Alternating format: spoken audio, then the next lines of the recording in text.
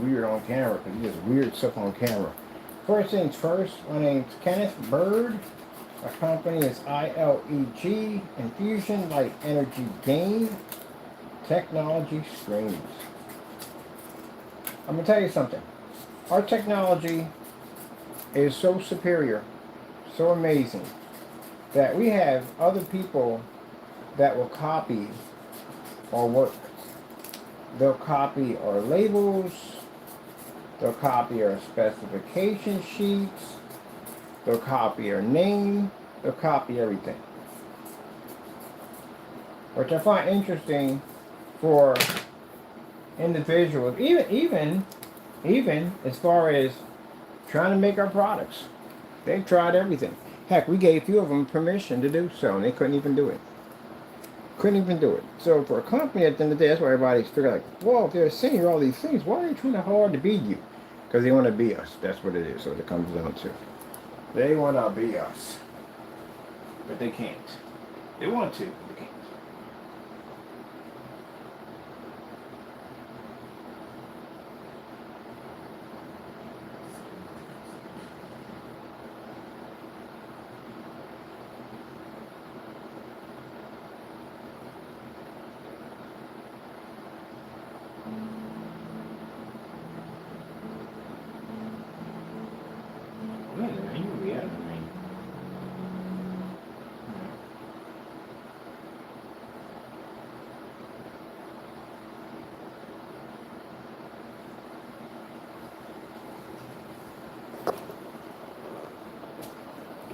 I can't repeat this enough.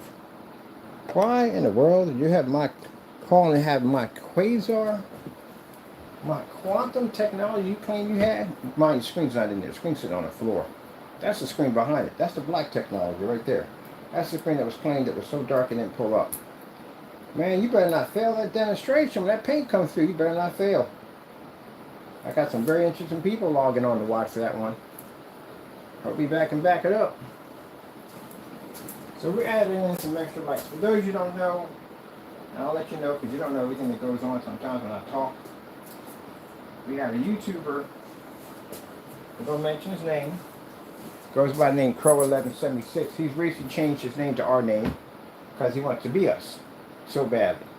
But anyway, sorry buddy, change your YouTube channel to my name isn't going to make you us.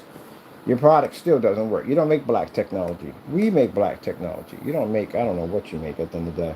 But, yeah, that's how bad he wants to be me. That he's copied our name.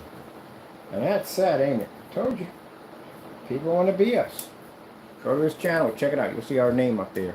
He wants to be us so badly. But he can't. He can't. His products don't work. But he made some real false statements. We got some paint coming. I got some very, very interesting people. And these are people that can take you to court and sue the daylights out of you. So you know what they are. So we're looking forward to seeing it. Heck, you already did that demonstration already, right? So you should have no problem repeating it again. So we can all see it. This time you'll have the real thing. So what you're seeing right here, this is a quantum. In the background, all this light that I'm stalling around it, put an extra set of lights on top of it. That's the quantum technology. That's the one you claimed that came up so dark was unwatchable. Now they're waiting for you to sign that package. Mind you, it's not going to be just me. I got some other people involved, some very serious individuals. But again, like I said, can easily take you to court, sue you for everything you're worth. Even give you jail time. So make sure you keep, when that package gets there with the gray paints and all that, make sure you get all that done. If you got free time on your hands, we'll help you. So what we're doing right now in this video, real quick, I just want to add that in real quick. I tell people, because we got people on my channel, they was like, what the heck are you talking about?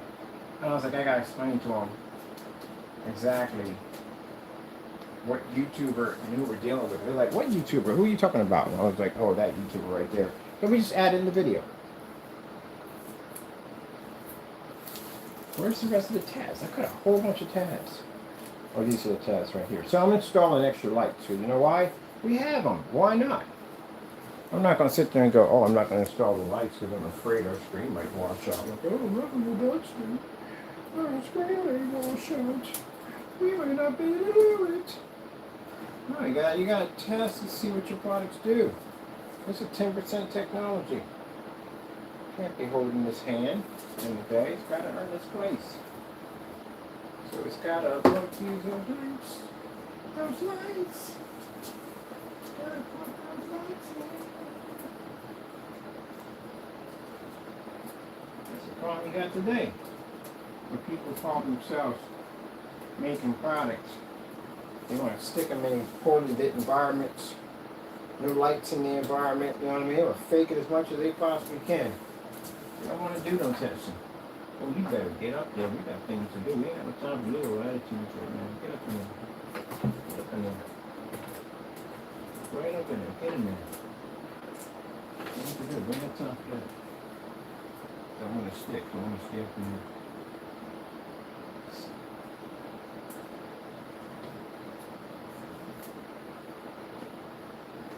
Fake halo system with the freaking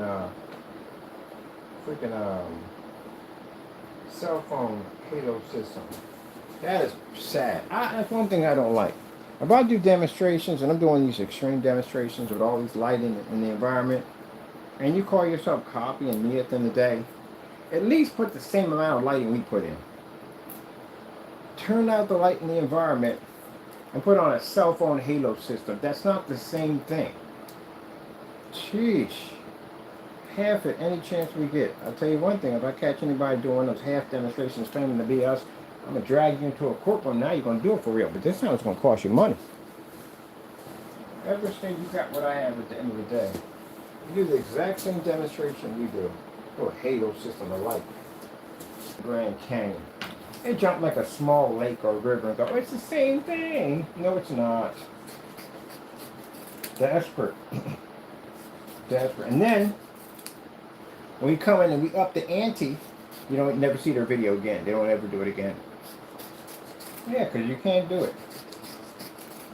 So now we're going to put on another set of lights already in. Because you know why? Because we have them. Why not? We got them here. And at the same time, you get to see the quantum and the background as I'm storing the lights going to trigger off. But you know the spring paint can do that. It can hit a halo system. Quantum can hit them. There's no problem.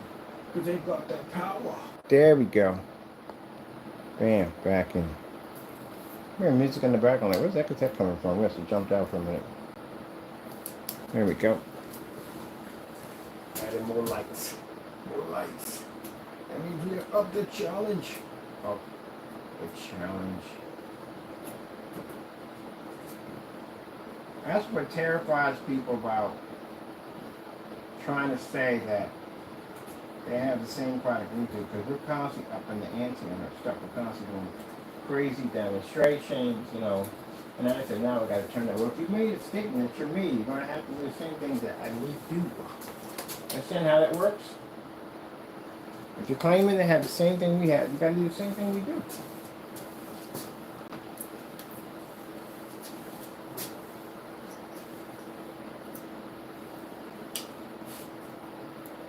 Nope.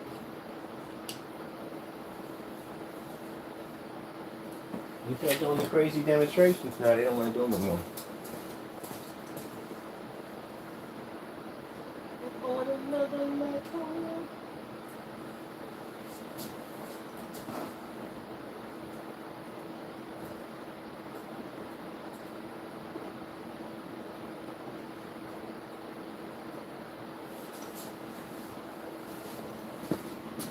Two sets of the halo system in the back of my screen. I just put the other set on right there.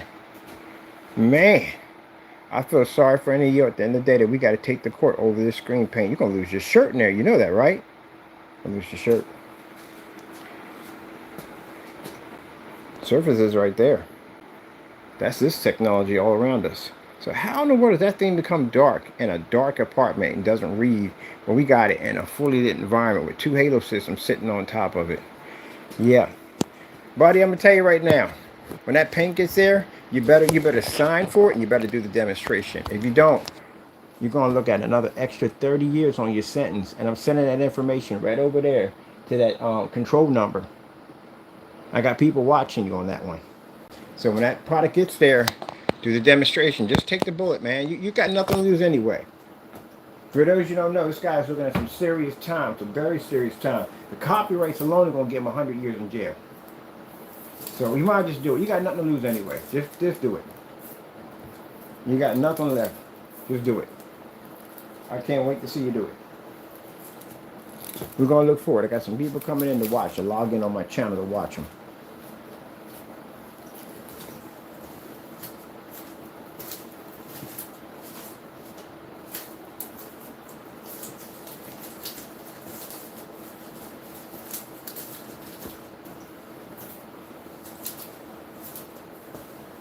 I invited some people to come in and watch this. They're going to watch you, Mr. Fernando, do the demonstration. So if you don't do it, you got problems. A lot of problems. I got people witnessed and watched it. These are people that are basically in the agency. So told them a lot about you, so they're curious to see you.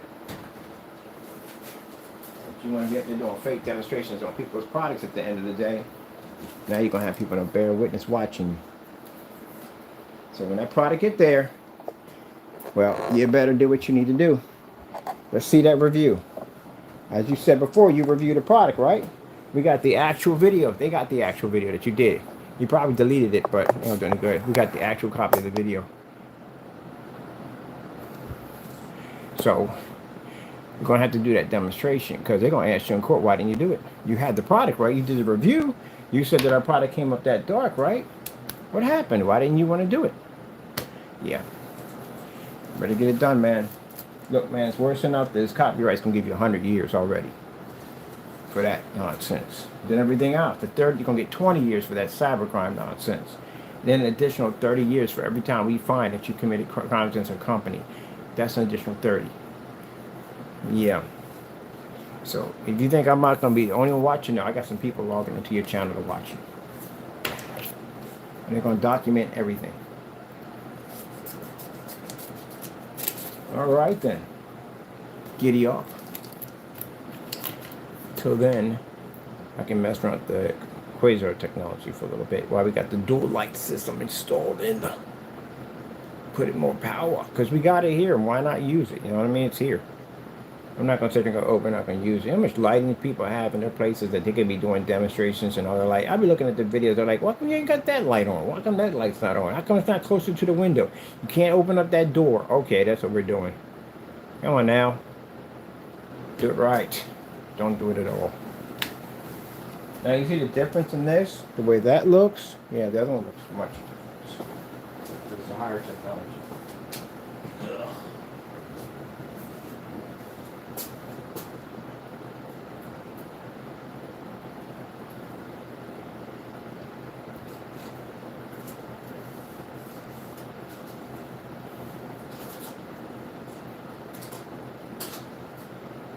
Go pull it back. No.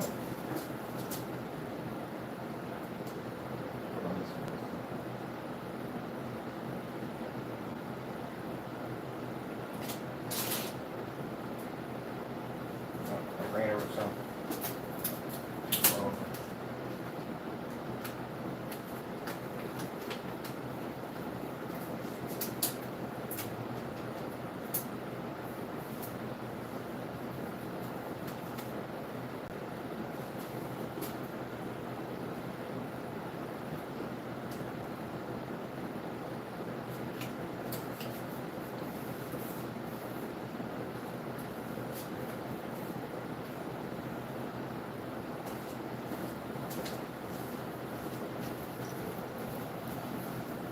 No, see that one's brighter? Yeah. That technology's far brighter than the quasars. It's a different type of technology, that's why. We got more light. We added 2 more rows of light. Yeah, we added 1 more row. So now we got about 12K. 12K of LEDs in there. 12Ks, people. Yeah. Kabam. That's what we do. Boom, boom, boom, boom, boom, boom. I've got that power. I've got that power. Power. Isn't that crazy? Yeah, both screens can absorb that light with no problem. So again, this person on a YouTube channel said he did a review, right? We're gonna be looking for There's gonna be a bunch of us. We're gonna be looking forward to that review when that product get there. They all got the tracking number too. They're gonna know when when that number hit too. All of them got it. Oh yeah, we're gonna make sure we lock him in good for 30 years. We're gonna lock you good, buddy, for 30 years. You got a special container coming to you. It's got your special number on it. I have it. Other people have it. So basically, you can show you can't tamper with it, can't mess with it, can't do anything with it. And I got other people watching that. They got their tracking number. So that tracking number shows they're gonna be constantly checking that tracking number. And if it shows that you didn't sign for it, you got problems. You got a lot of problems coming. Which means it shows that you're still committing criminal activities on U.S. soil. Which means, guess what I'm sending that to? I'm sending that right over to your control number. That's where it's going to. And then we're going to have to file a new police report, and then go make another point with the FBI showing that the activities that you're committing on United States soil, you're still committing crimes against our company. We need you taken care of right away. So you better hope you get it to work. You better hope whatever you did at the end of the day.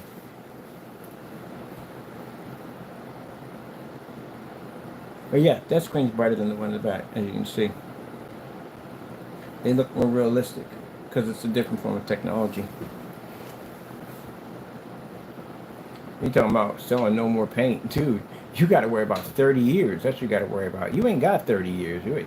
You ain't got the 20 years right now. The 20 years they're going to give him for the cybercrime. Again, like I said, he's 49. He'll be 69. What happens if they give you an additional 30 years? And we're not talking about the copyrights yet. You'll be 90-something years old. And then you're going to get an additional maybe 100 years for those copyrights? Because it's willfully? Yeah, he got life. He's about to get life. Deportation would be a blessing for him at the end of the day if they get deported. That would be a lucky call for him. Not spending the rest of your life in an American prison. So if he gets deported, that'll be the best thing ever happened to him in his entire life because he don't suffer no jail time. But unfortunately, he will. So yeah, that would be a good thing for him at the end of the day. Because he'd be over there, he'd be scot-free, you don't have to worry about him, you have to rebuild your life and all. But I'd rather rebuild than be locked in a prison for the rest of my life. And mind you, you only get one life, you don't get to come back. That's what makes it crazy. You don't come back. You're over there, you're going to spend the rest of your life, and that's where he's going. He can't even work out the deal. I don't even know how that would even work. It's just too much stuff. That's why. There's no way to work a deal. It's just way too much stuff. They're going to track down the other ones anyway because they're in the notes. And you got the Crowcast, all that's in there. It's all there for them to watch. They know who's going to be a part of the party. And other individuals, yes, they're going to question me on everything I wrote in there. Mind, it's a document. So I put their names in there. Guess what? You're in there. Well, these individuals, a couple of people on YouTube are filing the same actions and committing crimes against their company. That's where FBI gets involved in that. Because that's a cybercrime. At the end of the day, they still got to be prosecuted. They can put an investigator on the case, and the investigator tracks down those individuals. And then later on, they talk to them and let them know that, hey, you got some charges being filed against you, and there we go from there. So no, you're not escaping anything. You still got to face all that. Yes, you do. And he's going to sing like a canary because you know he is. But that's the way it is. That's the breaks. Do dumb stuff, you get dumb stuff. Till then, I'm enjoying this freaking screen. Look at you down here. Some cat toes. You can get cat toes.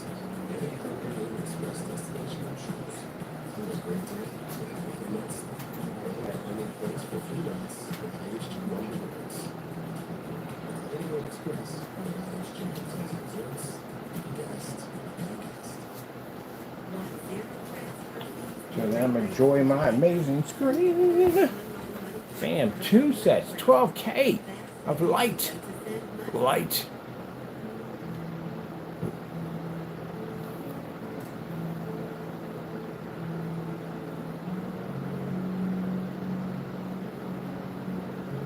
Yeah, because most people skip that. They'll skip that. The extra lights, they put on the side like, you know what, I'm not doing that. Because I run the rest of my screen washing out on a live stream.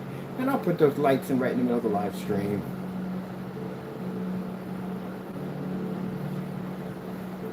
You can't back the product up 100%. You're always going to have in the back of your mind, what if it fails? What if it fails? Who wants to live that way?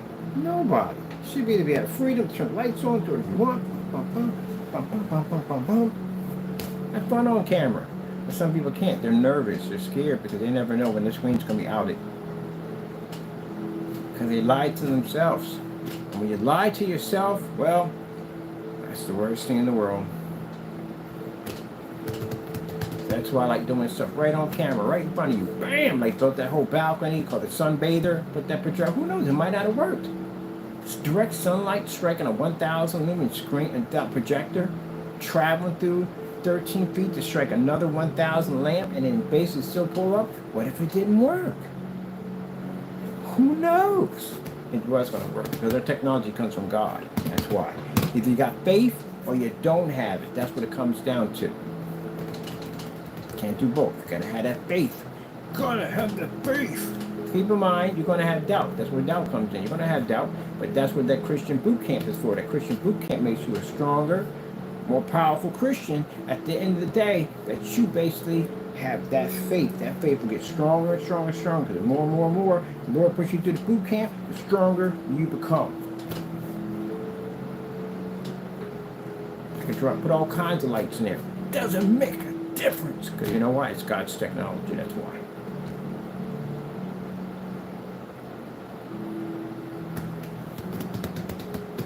And it's interesting when I get these people come here, I think they know more than God at the end of the day. Well, you explain to me how the physics of the universe actually work. Explain to me. Or basically, do you know how many hairs on your actually head? You don't know. God knows. God knows how much hair is on your head and everybody else's head on this planet. How many grains of sand are on the beach? Do you know that? You don't know that. It's virtually impossible. Only God knows that. He knows every grain of sand on every beach that ever existed on this planet and beyond. Do you have that kind of knowledge? No, you don't have that kind of knowledge. You don't have it. Only God has it knowledge. So how can you be more powerful, and how can you know what God's going to do? Or even basically at the end of the day, think that you're going to tell a Christian that he'll be back. Yeah, and tell me my blessings aren't real. Look at this stuff I do on camera. I installed the Halo system right in front of you. And then show you the quantum technology underneath of it, and bam, showed you the ink upgrade of the new technology we got. Boy, I'm going to have me a ball when I get into these expos, man. I'm going to have me a ball. Because wrestling got to be all, you know, they got to be all serious and all that, you know. Because, you know, they got to sell something that they know darn well is going to have a flaw to it. Me at the other end, yeah, I can have a ball in there. My environment's going to be far brighter than theirs. So that's going to draw a lot of attention. And then the old projectors we're using, when we use these projectors, my projectors are going to be hooked up. I got this graffiti artist coming in to do our projectors with giant band-aids on it, outdated, stuff like that, you know what I mean? Going to graffiti it up a little bit. I might put some like Dragon Ball Z action heroes, glue them on there. You know, because I want to look crazy. I want to look like a really crazy projector. And everybody's going to have these sleek, up-to-date, some of this old projector right here. You ever heard of the, my buddy had a name for these cars. There were these cars that would come up the drag strips, and they would just be rusted out. They would just look like trash. But under the engine, under that hood, they would have an engine in there that was absolutely freaking insane. And they would blow cars out all day long. Take their pink slips. Yep. I remember the first time I got a chance to go to one of those races, and I saw this rusted out vehicle in there at the end of the day. Of course, he knows because you've seen him before. And I was like, wow, who would bring this piece of junk? He said, no, you don't understand. He said, that right there, the car, I guarantee you, has an insane engine underneath of it. They use them to take pink slips. So you see this car, if you don't know what's going on, and this guy drives up in this rust bucket, and you think because your slick, beautiful car, you paid all this money, and take that thing, you lost your car. Yep, take your car. The thing I take a poof, take off, you're like, what the freak? Yeah, because it's a Trojan horse. When you find out, it's too late. So that's why I'm going to do my projectors at. I'm going to put band-aids and everything on them, hook them up, you know what I mean, put patch signs on them. I want to make them look, they're really, like, you know, fun, junky projectors. And then have the model number up there exposed, they can see it. Like, you know, we can see it right now, but I want it bigger. They were like, wow, man, this guy's using this old projector. And I'm not even going to dress like I actually in the booth. I'm going to walk around like I'm a customer so I can hear they talk about the projector. We're going to have a white screen down because this is going to be hitting a white screen behind it and all that. And like, wow, this Why would he even come here with this? You have no idea what's about to happen. It's like the equivalence of sticking your face in the Death Star and say, "I wonder what this button does." Oh, you're about to find out. You're about to get obliterated. We're going to hide everything. Everything is going to be hidden in there. Everything's going to be hidden there. The light system, all that. We want this booth to look like like a really dark booth. We'll make it really dark in there, of course. And then we'll put this white screen down over our screen, and we're going to have that projector painted up, man. Make it like this old, dirty old projector, you know what I mean? So, like, why would anyone use this to begin with, man? This thing is absolutely horrible. Like, yeah, I mean, they're like, yeah, man, tell me about it. Like, I don't even know who got this booth to begin with. This guy's got to be a joke. Like, who would take him seriously? I'll be the owner, acting like a customer. I'm gonna have a ball in there, man. I'm gonna have a ball. Like, yeah, that thing until they catch on to me. But I'm gonna have a ball in there. Like, who the freak would come in with this monstrosity? Did one of my stickers just pop up? Because I'm looking at something on my screen right there. See, it's a transparent screen. I told you, transparent screens, anything, any imperfections on one side come to the other side. That's actually a piece of whatever didn't stick. It came up.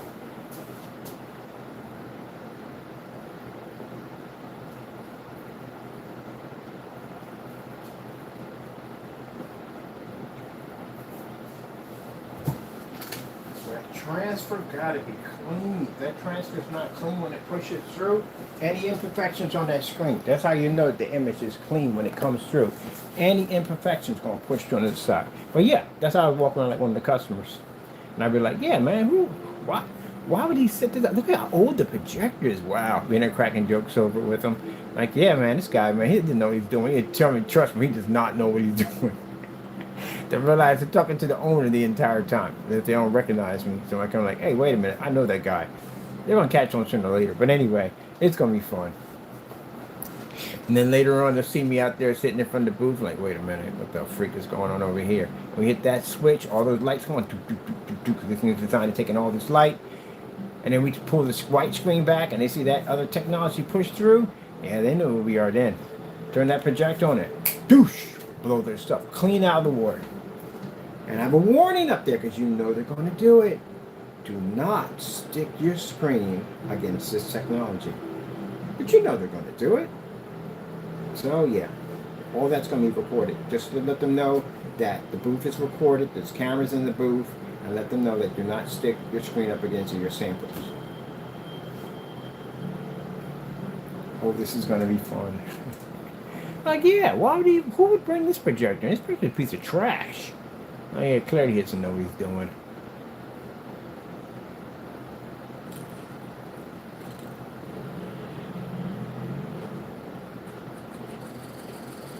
Clearly he does not know what he's doing.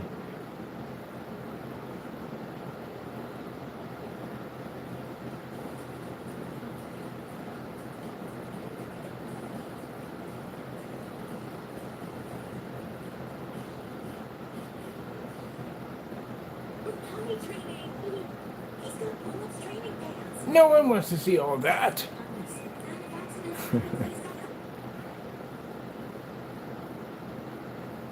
Yeah. I would get in the booth with them like, yeah, man, that thing is crap. Like, I bring my other buddies in there. They won't know they're from us. They're from the group. We're not going to dress. We're not going to wear tags or tags. They're going to rent one of those tags. Or we wear the tags when we're showing at the booth. Other than that, I'm dressing like an everyday customer. I want to walk around. Have some fun. They don't need to know where we're from, what we're doing there. Go in there and say, wow, who would buy this projector? This projector is trash. I would start the conversation. This is trash. Like, why would you buy this? This is stupid. This thing's a paperweight. Like, seriously? What's he going to be doing with it? And you got a white screen here? Wow, man, this is going to be a catastrophe, man. I can't wait till he fires up. I can't wait to watch this. Yeah. They don't know what's waiting for them. And really dark in there. Really dark with two lights on and way in the back. You know, make it really dark in there. And then put down ambient light rejection demonstration. Outside on the plaque. Wait, this is ambient light? Look how dark it is in here. It's darker than my booth. Oh man, this is going to be freaking hilarious. Every year we got to do something crazy. Then I have to hire other people to do it because they don't recognize who I am. I can't have any fun anymore.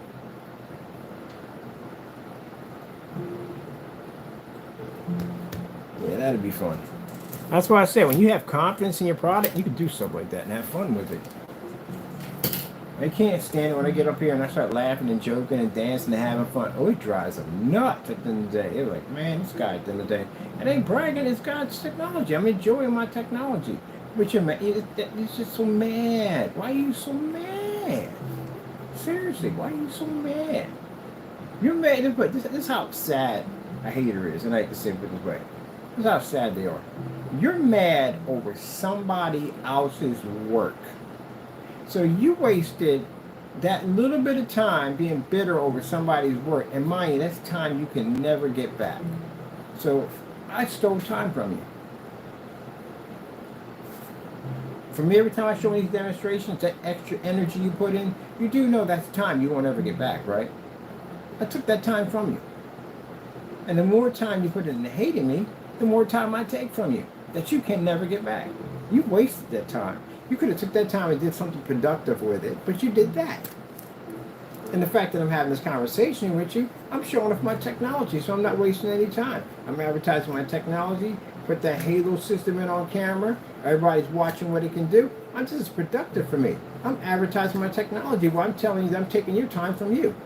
Because you're on there hating on me at the end of the day that you're not doing anything productive out of it. Thank you for your time. No, I know what that's saying. Thank you for your time. Yeah, thank you for your time. I'm going to get me an hourglass and put down thank you for your time for the haters. I'm taking your time from you. I'll never get that back. Ever. You gave me something you will never, ever get back. Bum, bum, bum, bum, bum, bum. Bum, bum, bum, bum, bum, bum. Do, do, do, do, do, do. Do, do, do, do, do, do. Do, do, do, do, do, do. Do, do, do, do, do, do. Got into their mind rent-free. I'm in their mind rent-free 24/7. Now they're thinking about that like, shoot, that's crazy, but that's true. Like, I'm hating on this joker at the end of the day. I'm giving them my time. That's time I could be doing something else more productive. You only get one life, remember that. When you reach my age, you realize how precious time is. It's even sadder when you're my age and you're doing that dumb nonsense, because you have less time even more. You're 1 foot in the grave. And I have to say that, but it's actually true. You know that. The men don't live that long. We don't. So any time you have is precious. And some of y'all gonna lose a lot of time. A lot of it. A great chunk of it. Doing dumb stuff. Other than that, anytime you put in that, even just to write an email, that's time you could have been doing something else. You don't get that back. You know how much time you waste? People waste a lot of time. Don't realize it. How much time you waste in life. As you get older, you realize how precious it is. The older you get, the more precious it becomes. So you realize when you sit back and you can't do the things you can't do anymore, on how much time you wasted when you could have been doing other things. Isn't that deep? Now you're going to be thinking about that all day.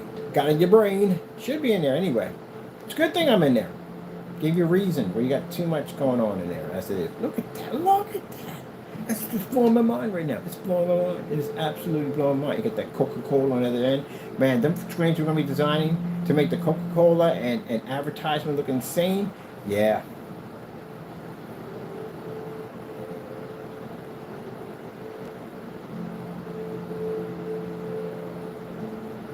I love when people get up there and like, oh, this is how it's done. It's funny, if that's how it's done, how come you don't market and sell it? Because you can't market and sell it. You can't do the tests that go behind it. You got to prove you got it first. Show me tests. We'll even give you permission and embarrass you. As a matter of fact, I'll give you permission with a contract. So we can make it more interesting. You don't make it, at the end of the day, well, let's see, how do we make this interesting? You'll have to sign it first. You'll sign the contract saying that you can make our product. When you fail, you owe me money. A lot of money. So how much confidence do you have in your skill? I can take you to court on that document. You signed it just like a napkin. Got your name on it, making the agreement, right? So what you made the agreement that you're going to pay me if you can make that product with all tests intact. Which means that we have, in mind, they're matching metals, which means you would have to do the exact same test to say you have it. You fail at this, and I can take you to court on that with that document because your signature's sitting on top of it, and you agreed to everything that I said in that contract, and therefore you have to pay. So how much confidence you have? That's what it comes down to. Can I make y'all stuff? Oh, heck yeah, I can make y'all stuff.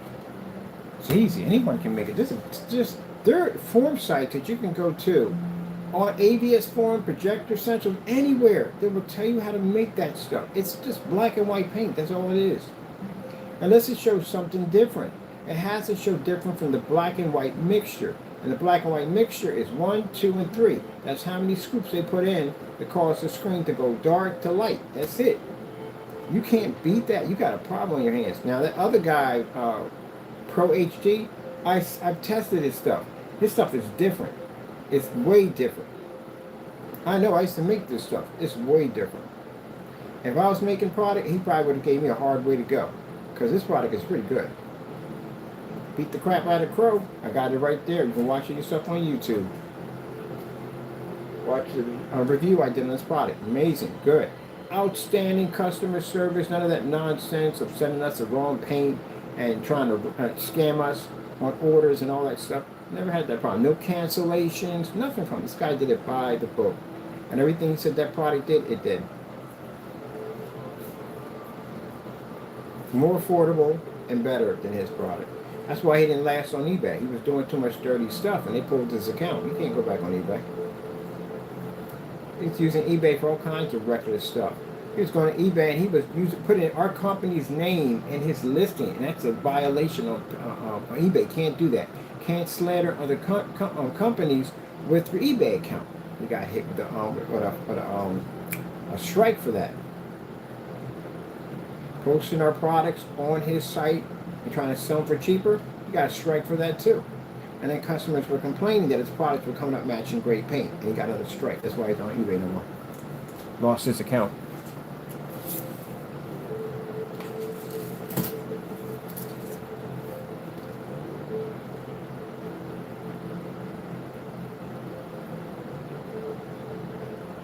Wow, them colors are freaking.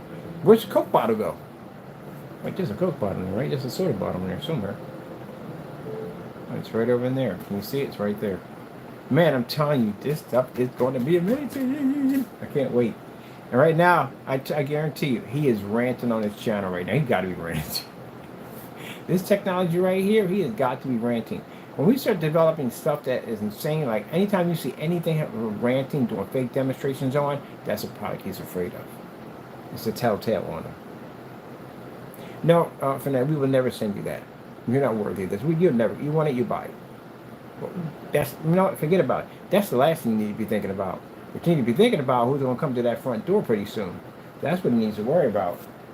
He's got charges coming up on him. Some very serious ones too.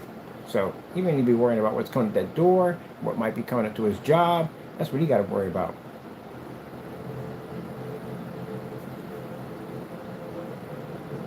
Man, that is just, we got a dual halo system on this. All right, it's calling me out. It's calling me out. I gotta go over to it. What are we doing? What are you doing? I need to find out. What can I take? What can I take? What do I do?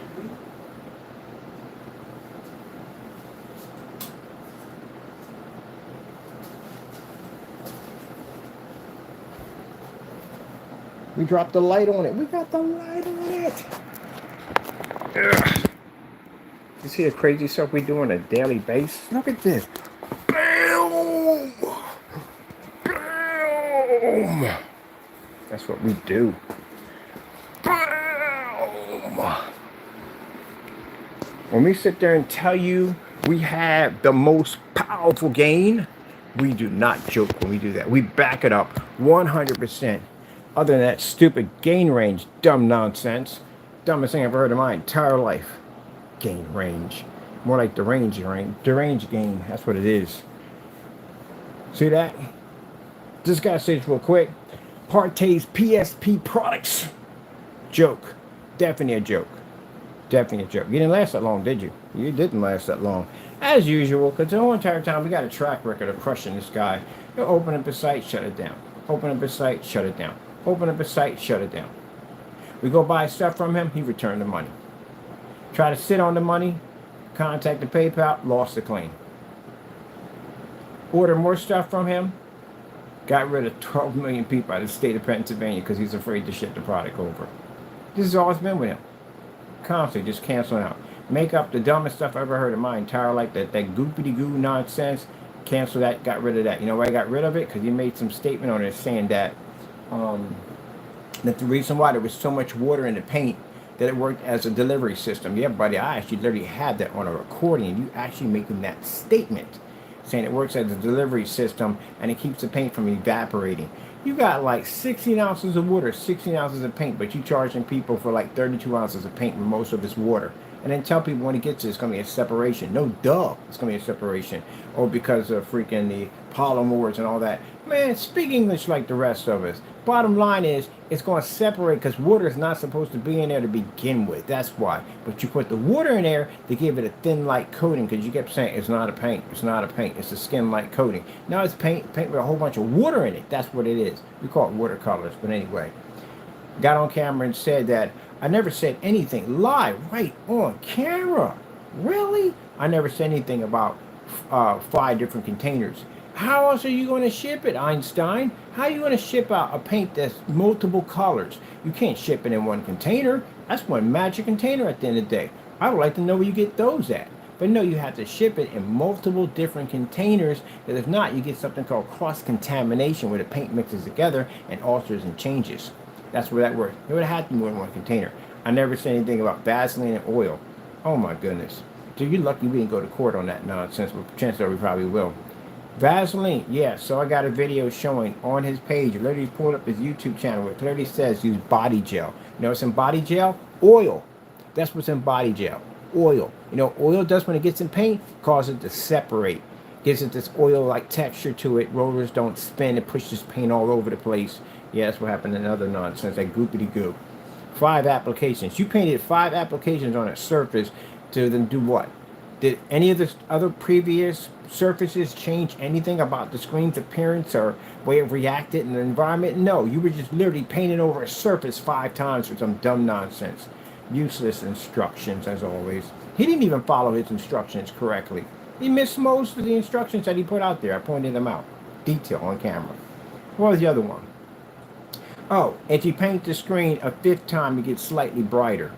Liar.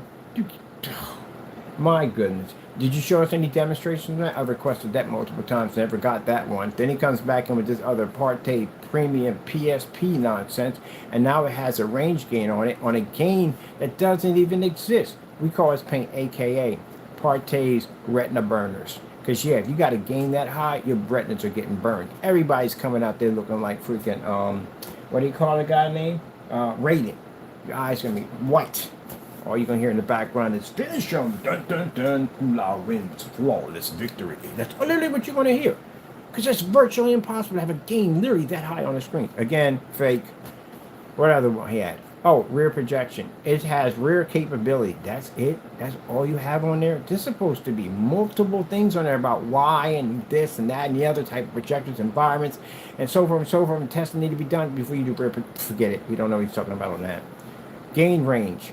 Paint the screen. Oh my goodness. Same screen paint. There's no crystals in it, no glitter, nothing, no magic pouch or whatever to enhance the screen's capability to maybe alter and trigger a different gain. No, it's the same paint. But if you paint it in a different direction, it changes the gain. He seems like the type of person that would go buy a car and the salesman would say, hey, if you drive past 60 miles an hour, the car turns orange. That's the same scenario. That's stupid. By the way, no, you can't back that up in any way whatsoever. That's what you got to back up in court when you take them to court. You got to back up what you said. What's other dumb stuff? Oh, the application process to put that thing in was freaking nuts. No. This customers are not going through all that crap. Rolls over the same surface 30 times. We counted the strokes. 30 times on one application. You know why? Because the screen was streaking. That's why you can see it's constantly streaking because it was too thin. Screens that are usually very thin, they streak a lot, especially when you're using nap rollers. They cause a lot of imperfections to the surface. That's why people use the small foam rollers, and that's in reaction to the surface. He doesn't understand that part. What else? That other video went missing, showing you painting the screen in. Somehow, in the drying time, it turned black magically. So, and then when you painted it up close, it was gray. but the one you had on the floor you painted with the same stuff in the same bucket was black. All right, but we didn't see the drying time, and it magically turned black out of nowhere. Takes the screen off, lifts it up. It's so shiny that you can literally see the reflection coming off the windows in the environment. And for some reason, it has this English muffin kind of grainy look to it. That's the water bubbles popping, and that's how it kind of had a moon crater look to it. And then there was these little pieces of, I don't know what it was like you have skin on a pudding that looked like it was actually overlaid in certain areas. I know you don't got the video anymore, but I do have the video, and it's on the blacklist for everybody to watch. What else we have? Oh, doesn't know how to paint in the screen. Who the freak paints a screen in vertical?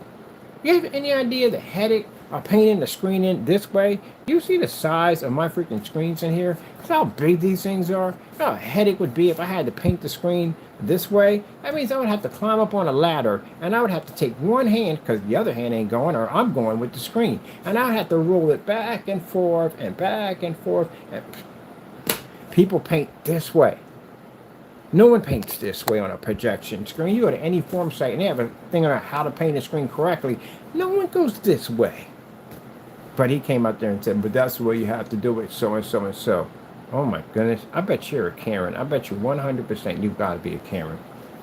My goodness. That's the dumbest thing I've ever seen in that demonstration. Literally, you see him holding the handle at the very end and tilting his body out and then bringing it back in. You know how much back problems that'll bring to somebody at the back at the end of the day? A roller gets kind of heavy, especially when it has the like a rod on it. If you're painting it back and forth that way, I don't know whether you're painting the screen or you're fencing. Nobody knows. But anyway, what else we got on this demonstration? It was kooky and weird at the end of the day.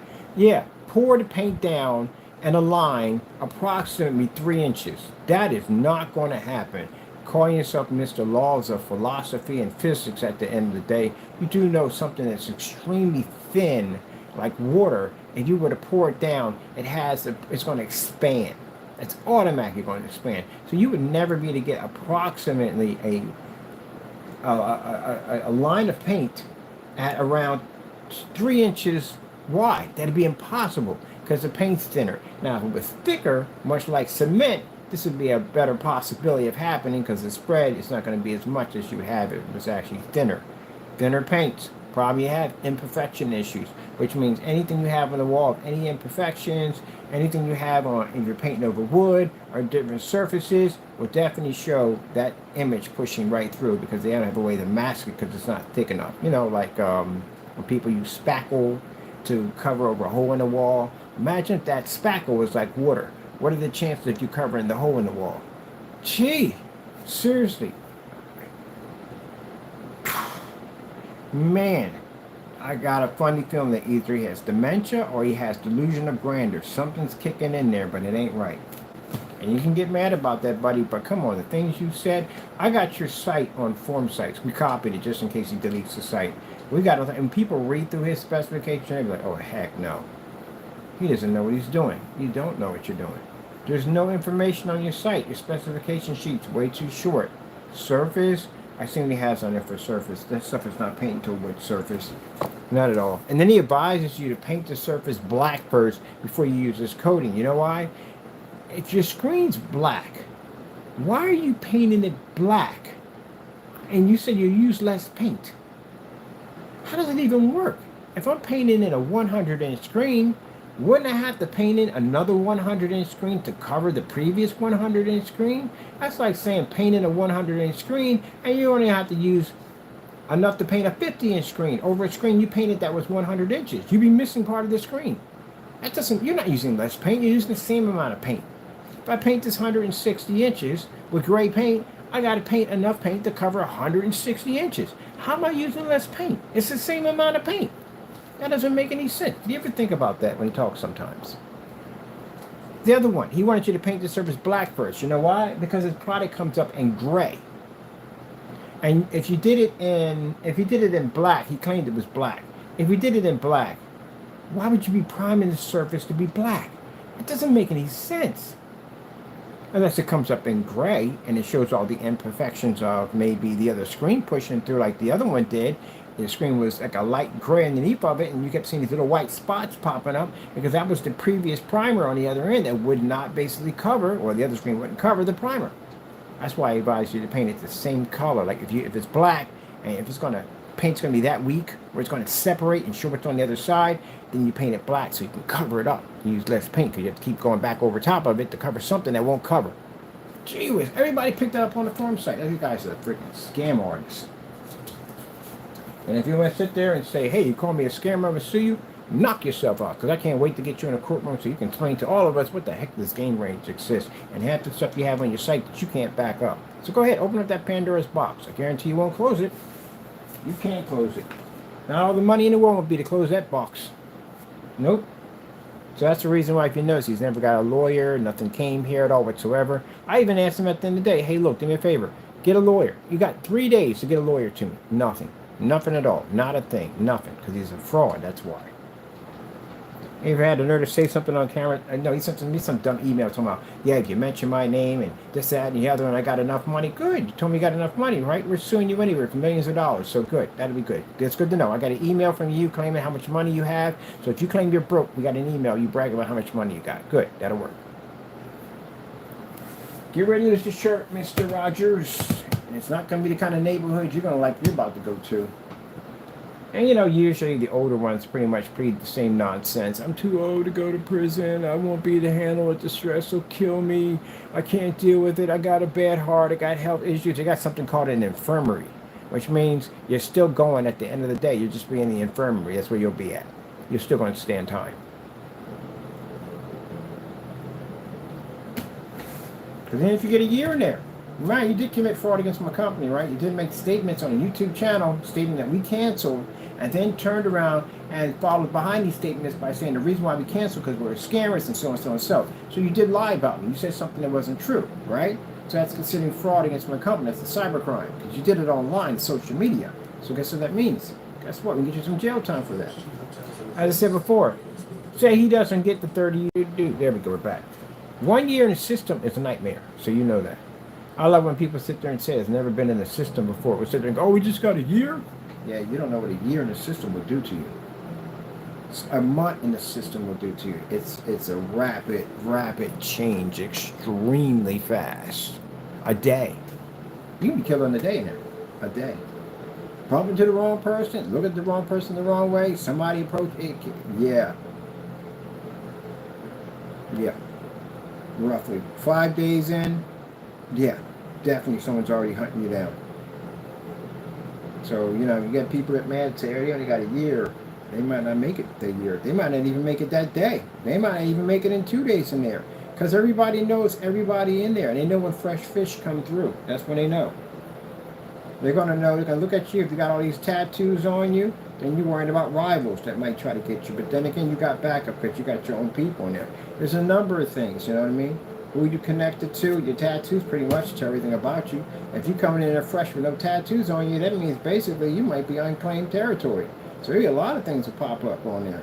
You know what I mean? They'll just know. And they're going to test you. They're definitely going to test you. Somebody's watching. Everybody's being watched when you're in there. They know who's new and who's not new. They know already from the door. So if you're new coming in, that means your opportunity. That's what you are. You become opportunity.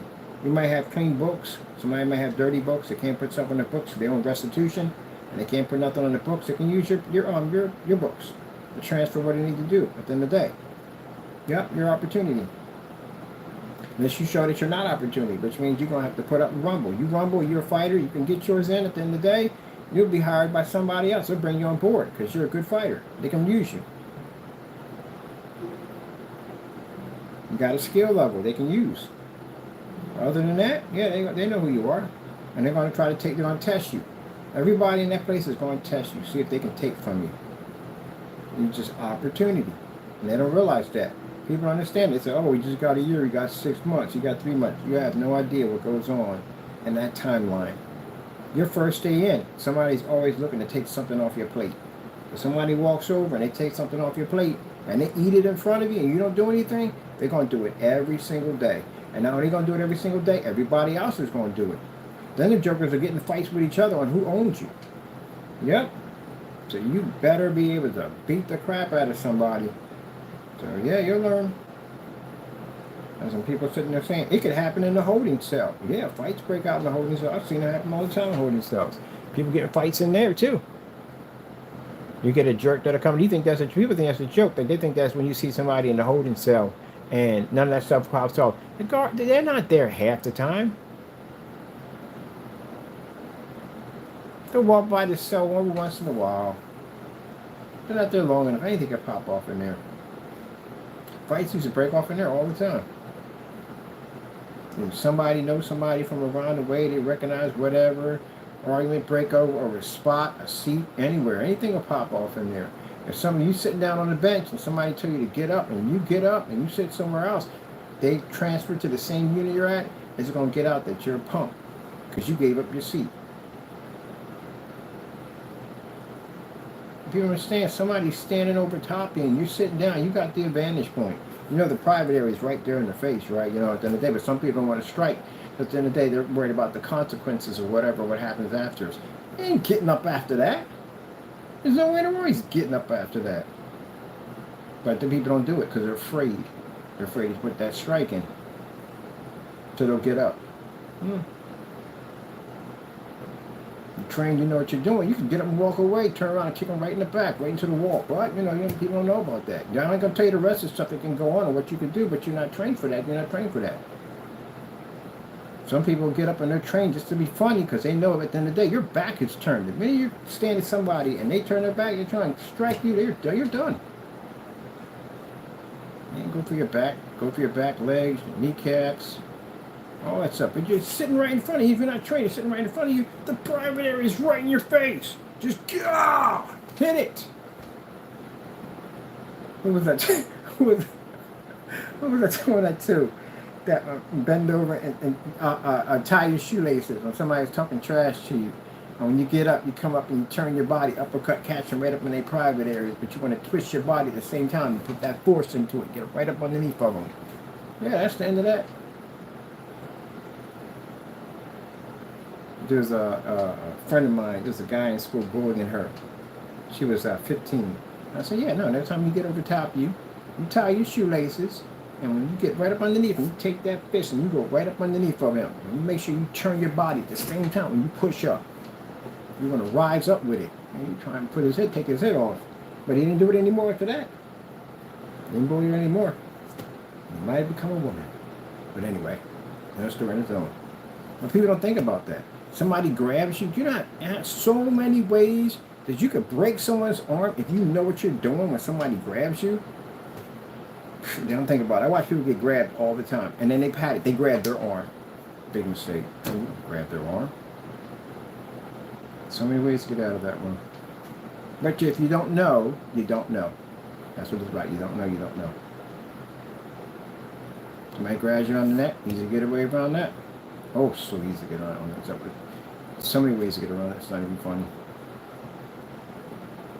But you don't know. So people panic. What they do is they grab their arms. That's their reaction, to grab their arms. To get them to pull some of the pressure off your neck. But there's so many different combos on that. You can snap the person's arm clean in half, and that's it. They'll be collecting a check for the rest of their life. But you don't know, you don't know. 2 fingers, that's all it takes. 2 fingers. And you break someone's arm permanently. I remember I learned that in class. That's the first thing one of my senseis taught me. They said 2 fingers. That's it. There's these 2 fingers right here, and I can snap your arm clean in half. Man, I saw so many different combinations of that. It is brutal. If somebody puts their hands on you, how badly you can break them down. Snap their neck, all kinds of stuff. Your chest plate's fully exposed. Oh, there's all kinds of stuff. Judo move, grab them by the front of their shirt, stick your foot up underneath their chest cavity, and flip them over behind you. Yeah. Knife, what do you call it? Knife hands. Those are my favorites. That's what I like to use. Yep. The knife hands. But anyway, as Jamie said, I was a Kung Fu master. I bet you won't get in the ring with me. Bet you $100 you won't get in the ring with me. I'm faster, stronger. At the end of the day, my breathing capabilities are outstanding. I can just sidestep you all day long. I can tire you out. I usually do that. If I ever got into a fight with somebody and they're bigger than me, I sidestep them. I let them use all their weight, their force. I mess with them a little bit. I smile at them, stuff like that. It triggers them off. They get upset. They're not thinking correctly. So they're just throwing out fists, tire themselves out completely. You ain't even got to get that close to them. Your kneecaps are exposed. Drop down low, turn to the side, whoop, hit that kneecap, boom, blow it right out. Jump up, hop, kick, come down on the kneecap, boom, blow it out. People don't think, you can't go in on a big guy like that. It's too big. It's way too big. No. Or use the shuffle kick if you're not to use those. But anyway, that's a long story. But he called me a Kung Fu master. No, I don't know Kung Fu at all, period. You're an idiot, didn't they? Taekwondo, Hapkido, Jiu-Jitsu. That's what I know. Pretty soon, Muay Thai and Judo is what I want to be training in. But I don't know anything about Kung Fu. I don't have enough years to take up Kung Fu. Because you're an idiot, you don't know better. Kung Fu, if you look at the belts, people think that the white belts are actually beginners. Beginners white belts are basically in any form of fighting style, except for I think in American karate, I think the black belt's red. But I do know for a fact in Kung Fu that the white sash stands for purity. That's what it stands for. So the black one is not actually a master. A master would be in white. Because my sensei was he was actually a master in Kung Fu and Black Manis. That's what you studied. So, yeah, I know that for a fact. Because I was asking him, I said, wait, so what's the opposite? Yeah, he told me, so you ever get into, you want to do it, because sometimes in some of these matches that they have, you can basically, two people can go into a ring and rumble. Even if it's not even a schedule, they can go rumble. And if you ever see somebody walking around with a white sash on, don't stay away from them. So those are masters at the end of the day. People mistaking the white sash for a beginner. No, that's a master. It means purity. Yep. Enlightenment. Get yourself jacked up. All right, I'm loving my screen here. I'm loving it. Loving it. With a dual light system. But now we have to order a third one. You know why? Because we need to order a third one. We have to order a third one. Why not? We got the light in front of the screen. I'm having this conversation with you. We're watching the screen with the lights on and all that stuff. It's just not enough, people. We don't have enough light hitting the screen. It's just pushing too much light. We need more light. So now we have to order more lights. I'm going to forget the spotlights in there. They have these spotlights that are 4,000K. And the spotlights, we gotta get some of those. It's just not enough. We need more light. And then we gotta build a page today too. I gotta work on the page today. But before we work on the page, I want to color all this. We're gonna color the boxes. We want to color all these all together, make it look real nice, presentable. And then we're gonna put the screen back in. We're gonna use a Velcro system, invisible Velcro. Put the screen in, make it look real presentable, real sharp, so you can look real nice with the pictures. And we're going to do 2 panels. Because I need to do 2 panels together to show how well they blend in. Because I've been getting that all day long. Like, if we put 2 of them together, are they going to blend? Put 2 of them together, are they going to blend?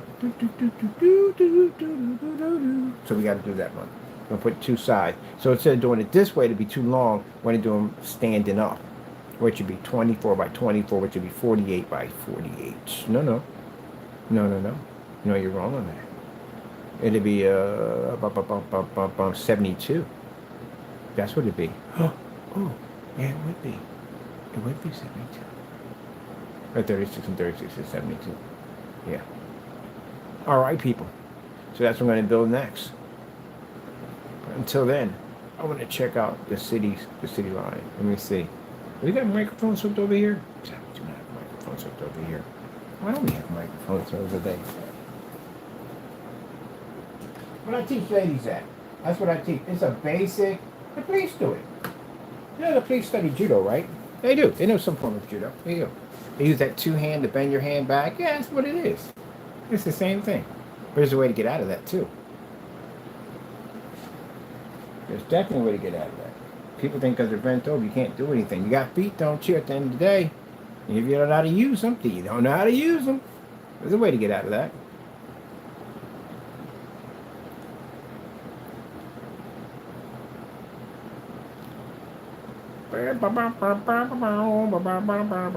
Yeah, this summer, taking a Muay Thai and Judo. That's what I'm taking. I'm going to combine them together. I think that would be an amazing combination. Whew, you got to be kidding. That would be an amazing combination to use your kneecap and your elbows. That's what I like when I took up Hapkido, because I like to use the elbows. I love you through the elbow. You can kill somebody easily doing that. You got to be real careful about that, how you strike somebody with an elbow. And there's different combos for that too. But anyway, yeah, that combination together, Oh my goodness, that'd be sick. That'd be freaking sick. My buddy is really good at it. This guy would jump up on you, just grab you, and just throw you around, all kinds of stuff. Man, he's pretty good. He is really good. He's an interesting kind of guy, man. Lightweight. He's not a big guy at the end of the day. And that's what surprised me because most people do, they're really big. I mean, to throw people around. No. He uses your body weight. So he'll jump up on you like a little monkey and grip you up and use his body weight to fall back with you and throw you. He is a monster. Yeah, he's good. He's really good. I can toss anybody.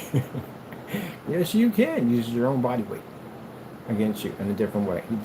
Different way he does his judo, but it's freaking sick. I love it. So he's going to teach me, and the other guy's going to teach me. So roughly, I am 56, 57, 58, 59, 60. I got enough time, about 5 years to get it all under learn it really well. 5 years, so I'll be good.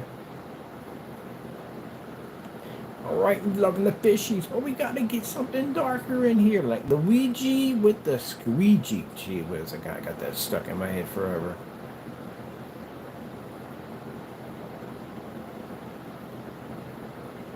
Oh, I gotta get myself a Nintendo Switch so I can play Luigi. Like, that's right, baby, Luigi with the squeegee. Let's see. That's the fish. Ooh, yes.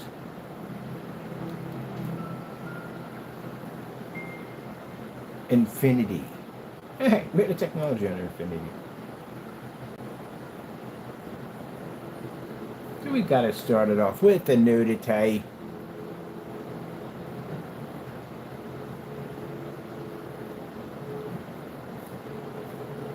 This is a question I ask my lady friends all the time.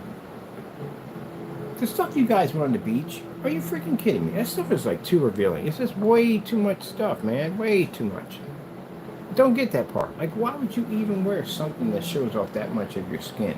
I don't even know if you're married at the end of the day. Why would you let your wife wear that kind of stuff at the end of the day? But, whatever. But, all right, so you wear that stuff on the beach. But you wear your undergarments, and somebody walks into the house, you cover up and run upstairs.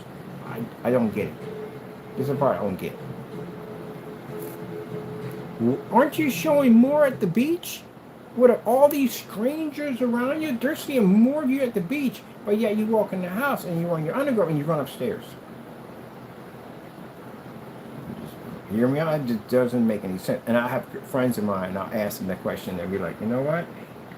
That's an interesting topic, because that does sound crazy. Yeah, it does. I have a few friends of mine that are in insane shape, and they wear very revealing outfits when they go to the beach. And I'm like, okay, so what's the difference between that and someone walking into your house and seeing you in your underwear? I don't get it. And they were like, you know what? Never thought about that. Yeah.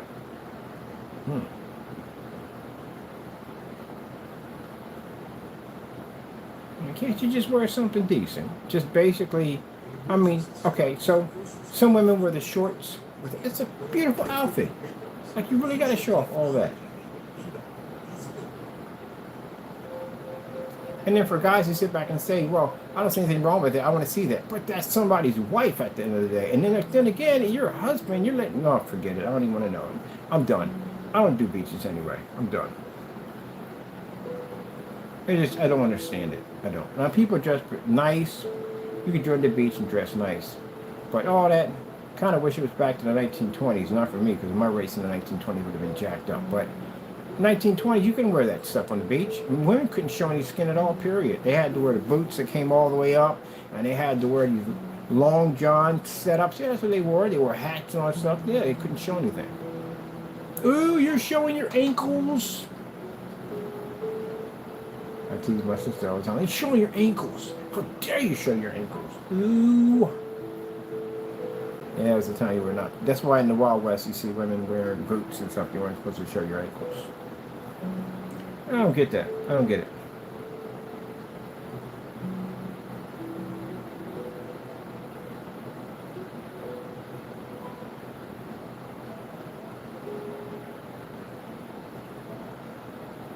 Should be afraid to have my. If I had kids, I'd be afraid to have them on the beach. I really would. I don't want them seeing all that. This is way too much stuff. It's bad enough. You got to monitor the channels and TV shows and all that stuff. Because I remember a time they never cursed on commercials. You never heard ASS. Sorry about that. But you never heard that anywhere. Now you hear it everywhere. It's everywhere. Everywhere they use that word. And your kids are saying it, and you wonder where they're getting it from. If you're not saying it, they're picking it up. If you don't speak that way, you can't. Got to be careful what they watch at the end of the day. Because they put the most jacked up, weirdest stuff on TV now. Can't have them watch YouTube because the commercials that pop up, they got weird stuff that pops up in commercials. I don't know how people have kids at the end of the day. Like, how do you do it at the end of the day? How in the world do you monitor all that to keep them from basically poisoning their minds? Their cell phones and all that stuff like that. All that stuff is going to be poison for a kid. So I guess you put on the child protective stuff they have on there to keep all that and everything, which is good, I think, at the end of the day. But still, it's when I was coming up, we never saw stuff like that. You had to, and if you know what I mean at the end of the day, when you were a kid and you had cable and they had the channel that you weren't supposed to be watching and it was all scrambled, but you would stare at it, think you were seeing something. Yeah, that's how it was when I was a kid. Now today, it's in video games. They curse in video games. There's nudity in video games. Yeah, there's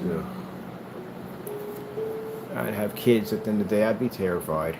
I don't know how you parents do it.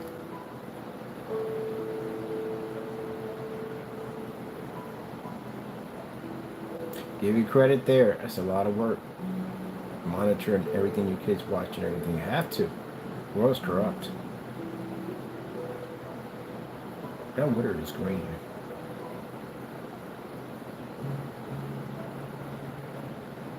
Is that Venice? It is Venice.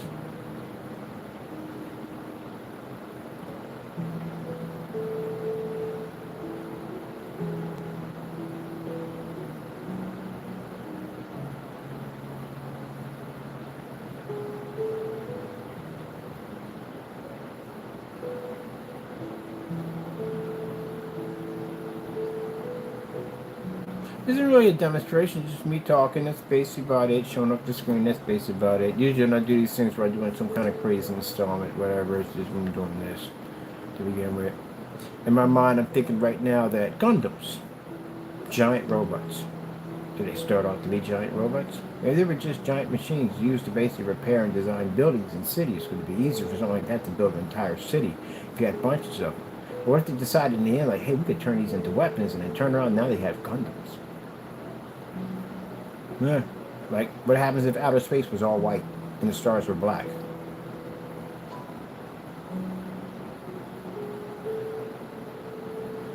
Boy, the sun would really throw some light up in there, wouldn't it? Oh, excuse me.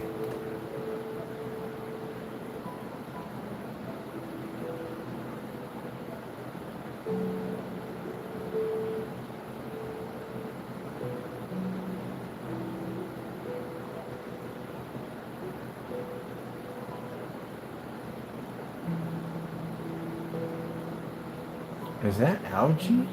I guess it would be algae, except a lot of water. Ooh. And there we go. This is what I'm talking about. I'll be out here somewhere. That reminds me of Far Cry. It's not Far Cry. Just Cause. Just Cause. Just Cause had greenery just like that.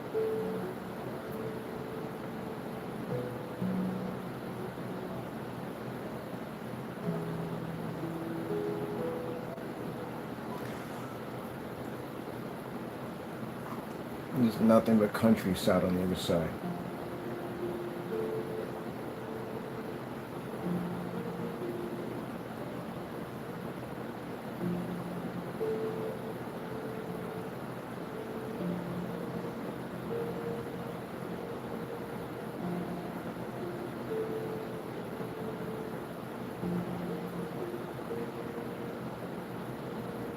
Well, that'd be interesting. Quantum Leap, you ever watch that show? That guy bounces in and out of people. You imagine being able to go to another country, bouncing someone, can speak their language and everything. That would be amazing. You get to travel. Of course, you'd be taking the host of somebody else's body, which will not be good. All right. Got a chance to see some fishies in there. I saw something there I pretty liked at the end of the day. What the heck is this? The pipeline? It is the pipeline. I got the pipeline. I like the boogie. We have for time. Jeez. Hour goes by quick. Unless you want to do something, then the hour takes forever. Let's do some 3 pipeline in here. We put microphones on it. I forgot we did put microphones over there. Well, we doubled up on the lights. We put in a light right there directly from the screen. As you see, it's not affecting it in any way whatsoever. So for me, at the end of the day, it means I gotta add more lights in.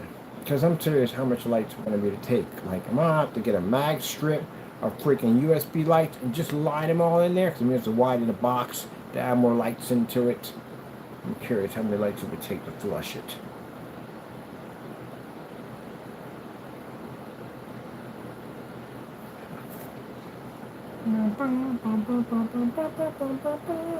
I like the nightlight. I like the boogie.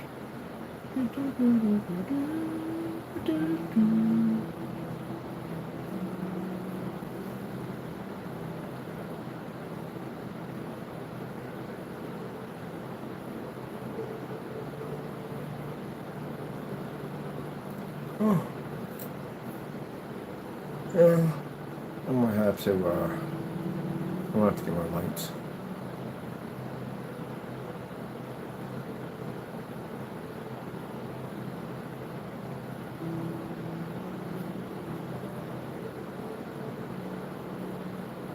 I never can find this game. It's a really good game. It was a Ranger. It was something Ranger. It was on Genesis. Ranger. But the freaking the enemy was a freaking pain in the butt, but it just talks so much trash. Oh my goodness, man. Like, I'm barely taking this thing down, and it's saying still trying. I'm like, oh, it's like Portal. Portal does that nonsense. Portal insults you through the entire game as you're playing it. It's fun, but it insults you.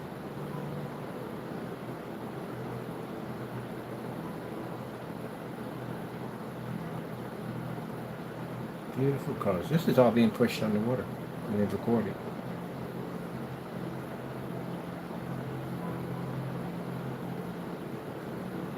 Well, I gotta get ready to get the.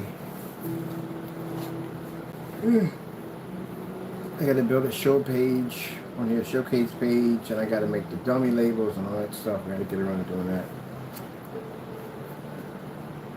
That means you gotta be on the computer.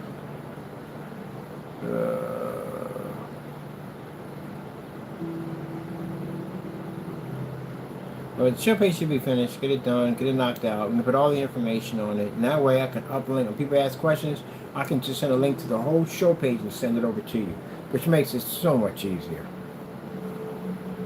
So people are asking when he's going to be available. Well, we can't. We're waiting for the patents to get back. We gotta wait for that documents to get back. It says, hey, it's protected 100%. You can go out and run wild with it because we're gonna run amok with this baby at the end of the day. Yeah, I got getting these envelopes and everything set up. I got some surfaces when we send it out to some of these certified screens to let them know at the end of the day we have arrived. It's like welcome to the neighborhood.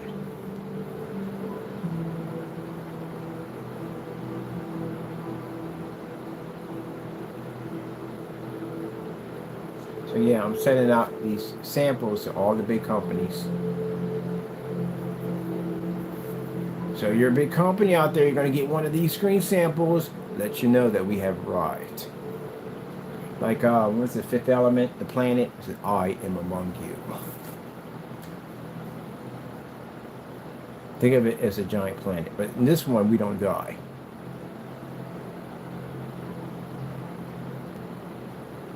He's gathering up all the communications for information. Did that a long time ago. We are among you.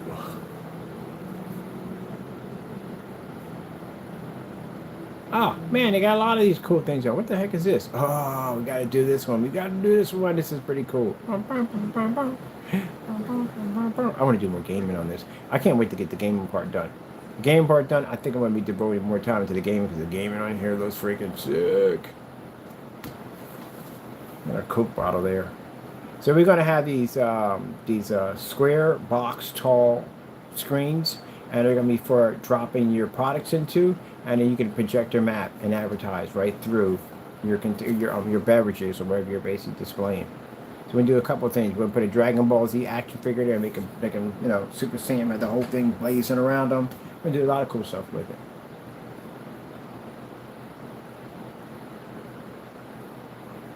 So we can use our advertising technology because we want to get into advertising technology. Oh, come on, we get any more? Oh yeah, there we go! Yay! Oh, can we get 4K snow screensavers? Bam, bam, bam, bam, bam, bam, bam, bam. Ooh, look at it, so frosty. That's what I'm talking about.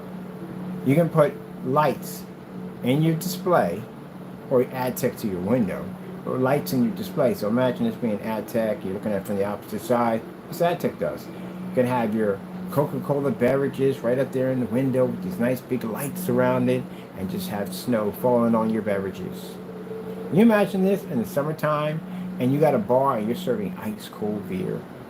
I don't drink beer, but I'm saying at the end of the day, that would probably make me go in there and get a beer, because I don't drink, but still, look at that. And you're watching the windows snow, and it's hot outside. That's how you get customers to your front door. Now, if you really want to hook it up really crazy in your windows, push a little cold air out the window. If you can get some way to hook up some kind of air conditioning unit, we can reduct the system, because I would do it that way, and I would have a little air just blow on them so they can feel the air, the cold air, and the frost, and see the beer. Oh my goodness, yeah, you got to know how to put your windows to work. People understand. You've got these amazing storefront windows. You have no idea. Putting mannequins and all that stuff up there, it's okay. No, you got to bring that window, that advertisement to life. Come on, there we go, back. So get a little cold air to blow down just a little bit, so they can feel that cold air with the window, and put down ice cold beer. Guarantee you have people in there buying.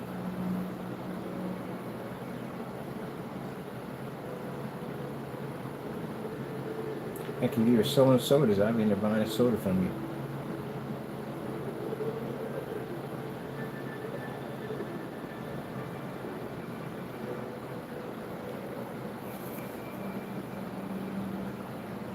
I'm going to get some drinks. I'm going to line them up in there, and then I'm basically going to put that frost in it. That would be a great way to advertise somebody's business for cold drinks.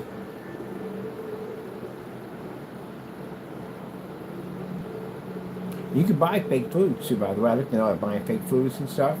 So you can have like a rotisserie moving around. It's all fake with rotisserie, and you can have the window saying barbecue and flames. Oh yeah, that'll get me in your store, because I love barbecue. I'm a barbecue junkie at the end of the day.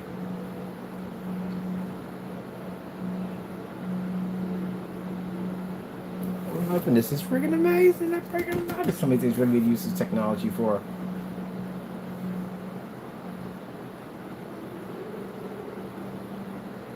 They don't like it when I'm happy, people. They get mad at me when I come in here and I get excited about God's blessings, and they get mad at me. They get mad at me for being happy. Satan don't want to see you happy. He doesn't. And if you get mad about it, don't call me Satan. Well, look, if you serve him and you're doing his will, guess what that makes you? That makes you one of his followers. There you go. You saying doing God's work? Hating on people, committing crimes, doing that stuff? No. God don't work that way. Don't ever do that. Don't do it. Get yourself in a lot of trouble that way. Don't do that. Thank God he's a merciful Lord, because if he wasn't, man, a lot of us wouldn't be here right now, including me.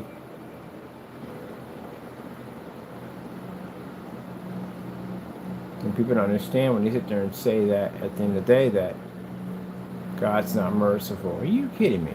You don't got to wait till 2035 for an asteroid to slam into this planet the size of Texas. You don't got to wait for that. That can happen anytime. Do you know how many different meteors pass the Earth? Even when you're in your sleep, what's passing the Earth? If God decided to say, you know what, let me just scoot this over a little bit over here, right there, put that right in the line of that right there. It's like if you ever played Watch Dogs. One of the things I like to play Watch Dogs, they call it people bowling. And this is where you take cars and you basically, I know it's jacked up, and you basically take people out with cars. It's called people bowling and Watch Dogs. I do it all the time when I'm playing a lot of the game. You got to time it just right. Pretty interesting. But anyway, I know, it's a kind of a sick gesture, but it's not happening in real life, so it's a game. Get over it. Anyway, so if you just line up that meteor, and there's billions of them that pass our planet all the time, and you just, okay, I'm going to take this one the size of Texas, or half of our planet, like the moon or something like that, or the moon's way bigger than our planet, and let's just slam this into that. Do you have any idea what would happen to us? Even if the moon pulls away out of its gravitational pull, do you have any idea how much destruction the Earth will go through? You ever seen that thing called, what was it called? Something Conan, or it was something show that came on Hanna-Barbera, and it was about now a meteor went between the moon and the Earth and through the moon off center, and it caused catastrophic storms on the Earth to destroy mankind. Yeah, that really can happen. So at the end of the day, that the fact that all those rocks are out there floating around, some are massively huge, and they don't hit us at all, period. If they do hit, they land in the ocean somewhere. They land other places. You ever heard of one of these things striking a city? Nope. Most people who see one of these things, the closest one, the size of a golf ball or baseball, may pierce their bathroom or inside. That's it. But it's a rare that happens. So you mean to tell me all that floating up in outer space, and none of those things have ever struck a city yet? And we've been here how long? That tells you God is watching over us. If he wasn't, he could just easily go, you know what? They don't listen at the end of the day. Give me that one over there. That's big enough. Yeah, and slam it into a planet. And we're done just like that. Do you have an idea how catastrophic something from outer space is going to strike the Earth? You know how far of a distance, how much speed that's going to pick up? Especially when it hits that gravitation pull and it turns into a slingshot effect, and that thing slams the Earth, we're done. We're definitely done. Like they said at Armageddon, there'll literally be enough ash to blanket out the sun. We will freeze to death in that process. If most of us are not dead by the catastrophic storms, destruction, earthquakes, and whatever God those triggers off from that thing smacking into the Earth, yeah. And like they said in freaking Armageddon, they were right on that 100%. You can't hit that with a nuke. That is virtually impossible. You wouldn't be to do any damage to something like that. And if you did do damage like that, as close as that thing would be, that thing would to break up, now you, like God wasn't joking, you would literally have chunks coming down the sides of Volkswagens, buses. Yeah, you don't want that. I don't know which is worse, being hit with the whole thing or just parts of it all over the place. You would have to fly out wherever that thing is at and take it out. And they're not joking. It's funny how Armageddon, how they did that and they talked about that on it, and you actually literally, that's actually true. They're talking about we don't have anything that can fire off from the Earth to hit something like that. So literally, someone would have to land on one of those things and detonate it, which is weird because they did in Armageddon, the movie, which is weird. If one of those things did happen to hit Earth, that's literally how it had to be done. We don't have nukes on space shuttles that fire off. We don't have that technology. The satellite systems couldn't take it out. If they have their armed with weapons, it's too close to the Earth. So the debris from it would be catastrophic. So how would you do it? You would have to land on it. So it's weird how Hollywood made this movie when we talked about this thing hitting the Earth. Yeah, you ain't blowing it up. We don't have rockets to hit that thing. We don't have rockets to go to the moon. How the heck are we going to hit a meteor the size of freaking Texas? You know how big the state of Texas is? You talking about a meteor that big strikes the Earth? Yeah, it's over. It's called global killer. So yeah, the reason why we're still here is because God allows us to be here. That's why. All right, it's already mentioned in Armageddon how we're going to die. It says in the Bible how we're all going to die, how the world's going to end. It's already mentioned in the Bible. No nuclear war will do it. We're not going to have a nuclear war. We'll never have one. You mean to tell me we got millions of nukes all over this planet and not one has been fired off yet?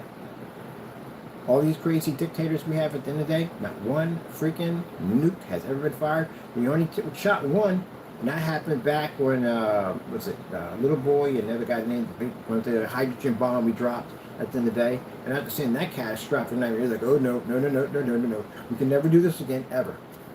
Sometimes God allows us to do things at the end of the day to see the outcome of some things. But we can't destroy the world. It's virtually impossible. It's not ours. It doesn't belong to us. It belongs to Him. He already has a plan on how this world is going to end. And that's how it's going to end. So they can talk about nuclear war all day long, from sun up to sundown. Go out and buy your bunkers and all your stuff at the end of the day. Go buy everything you need at the end of the day. It'll never happen. You see what happened in the 1950s in the Cuban Missile Crisis? Those people panicked. They went out and they built bomb shelters. Sometimes in some houses in California, you will find some of these hidden bomb shelters. Some people, if you're lucky, they'll find some of the stuff they had from the 1950s back there. And man, like I said, that's a heck of a kind of nice collectibles. Up here in Allentown, and I'll show you, in the post office, they literally have a sign that there's a bomb shelter in the Allentown post office. There's one in there. I never recognized the sign until I was walking up one day and I saw the radiation symbol. I was like, huh. And notice that certain places in Allentown, they have bomb shelters in it. Certain government buildings have them. And the post office has one. But now I got to go in there and find out where's it at, because I want to see it. I'm going to check this out. There's a guy's historian there. He knows everything about it. I'm going to ask him questions like, where is it at? Because I've been trying to find it, like trying to dig it up and find it. I can't find it. I know it's there. I want to see this thing. Oh, man. I'm going to see if I can get a tour. I know everybody up there anyway. Maybe they'll hope them give me a tour. I can go see what this thing is at, because I want to see the bomb shelter.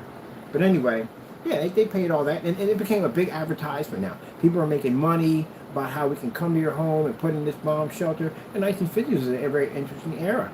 But yeah, the Cuban Missile Crisis, everything that was going on, they literally thought 50s and 60s, or more like 60s in that time.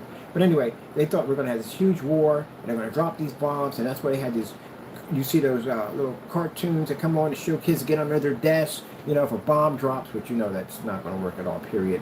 And that's when they were doing all this testing for the bombs and stuff. And long story short, a lot of people were making money installing in bomb shelters in people's homes. And some of these guys were scam artists. These places wouldn't be you wouldn't be to survive anyway. And one of some of these places they installed in, because they did a lot of cheap materials and stuff. They ripped a lot of people off, and they used fear to make money. Because people were terrified. They were scared. They were going to have this nuclear war. So people were buying. That's why in California you find a lot of bomb shelters up there. In some of these old homes, you find them. But truthfully, technically, if you even have a shelter, and say you do, they have a nuclear war happens, right? You really want to be around that. You want to live through the aftermath. I don't. I don't smoke or drink, but I'll be sitting up there on my roof with my cat Taco, smoking a cigar the best way I can and drinking some cognac, and that's what I'll be doing. Sitting up there, I know I'm going to die anyway. I know where I'm going to heaven, but I'm going to sit there and just watch the whole show. Because I'm going to die anyway. I'm going to heaven, so I'm good. But I would like to have a little cognac. I never drank before my entire life. I never had anything like that ever. I like to have a little taste of that, and I like to smoke a cigar, because I never smoked a cigar. I don't smoke at all, period. So I like to see it like, it's not a sin, folk, by the way. It's not a sin to have a little alcohol. It's overindulgence what gets you in trouble. But anyway, yeah, so if you have a shelter, how long are you going to be able to survive with water and food on consider the fact that radiation that's going to be up there waiting for you? I think it's 15 years, I think, for radiation to burn out. But this says less than that. But what's going to be left? You ever watch Fallout, the TV show? Yeah, I don't think I want to live through that crap at the end of the day. Freaking cockroaches are bigger than skateboards. I'm good. I'm definitely good. No, I'm good. But we're not going to have anything like that to begin with. We're not having any of that stuff. There's no, we're going to have storms and stuff that we're going to have. We're going to have all that stuff. Yeah. But nothing's going to be catastrophic to take out the world and all that. It's not going to happen. God already has plans on how he's going to destroy the world, and that's the way it's going to be. Because if you're going to say that the world's going to be destroyed this way, that means you call God a liar. And God does not lie. So again. And then the part that gets me too on top of that, when you have people talk about, well, the Lord is evil and he's this, that, and the other, because, how come the world's this way? How come the world's that way? The world is this way because you made it that way. That's why. We messed up. Messed up really, really bad. Really, really bad. So when people sit there and say at the end of the day, oh, it's God's world, why is there so much death, so much destruction, so much war, so many disease? Why is that? Because we did it. We did it. We did it to ourselves. We had paradise. We had it. We had immortality. We were super intelligence. We had no disease, no war, no death, nothing. We had a perfect, perfect world. We destroyed it. Greed. We destroyed it. It's like we destroy everything else because greed gets involved. You can get a planet, say they find a planet uninhabitable, right? And it's able for us to live on it, right? How long would it take for greed to reach there? How long would it take companies to come in and mine the earth and take what they want to take out of it and become rich and powerful? How long would that take? It wouldn't take long. Because it goes everywhere it goes. Like you look at games, you learn in games. Like you look at Bioshock. Bioshock's a perfect example about greed and power. Because the guy literally built this underwater utopian to escape the world above. Which means he was tired of Uncle Sam, he was tired of the government, he was tired of everything. You know, he was tired of everything. And he just wanted to go somewhere and build this world where he wouldn't have any form of this this sin that was on the overworld. Like the greed, envy, all that stuff, he wouldn't have to deal with it. He'd have this perfect world. Can't have a perfect world because you're always going to have the devil. That's why you can't have a perfect world. And what happened down there? They murdered and killed each other down there. They went insane down there. And people got into gene slicing and tried to make superhuman beings, but turned out to be freaking nightmares at the end of the day. They had this stuff called Adam that they were using, some kind of elixir at the end of the day, and for some reason they had these little clone little girls that would run around. I guess they would basically eject the atom from other people, and I guess they'd reharvest it. But the problem was they were attacked by these things called slicers. You know about them? They were people like, let's say, crackheads. Pretty much that's what they were. They were addicted to it, and they would kill the little sisters in order to get that. But the little sisters need protection, and that's why I designed the Big Daddy. The Big Daddy was not done it. But long story short, and all that nightmare that went on, because that's the chaos that goes on in the cities, is greed got in it. Because every once in a while, if you find hidden levels, ghosts will pop up, and the ghosts would explain all the stuff that was going on. So these gangsters got down there, and they said, hey, this is fantastic. This is a place that we can have gambling, drinking, drugs, prostitution, and no one can basically police us because there's no police. We're in a whole different section. There you go. And they got down there too. And that's all that started with the gambling and the wine and the prostitutions all transferred down there.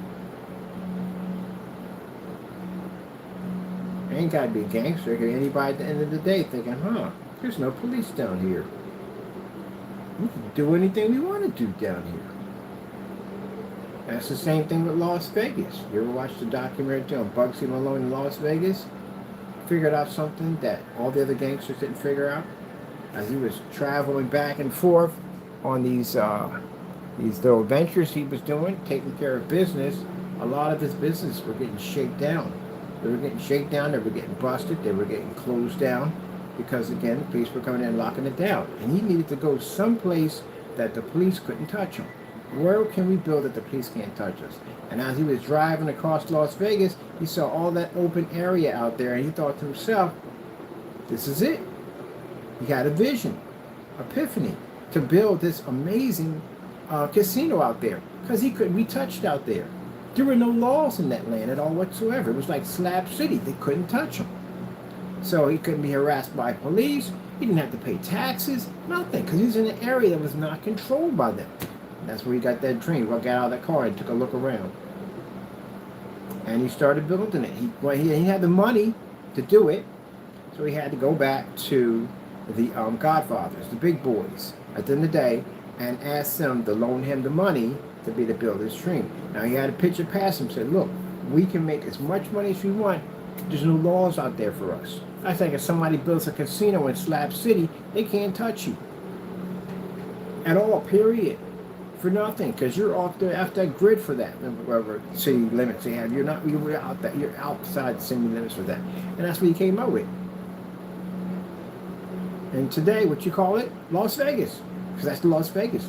That's how Las Vegas was born, from one dream, from a guy who wanted to build a casino out there who couldn't be touched by anybody. Bugsy Malone is the one who basically is why you have Las Vegas today. You look it up, research it. Yep. Yes, sirree.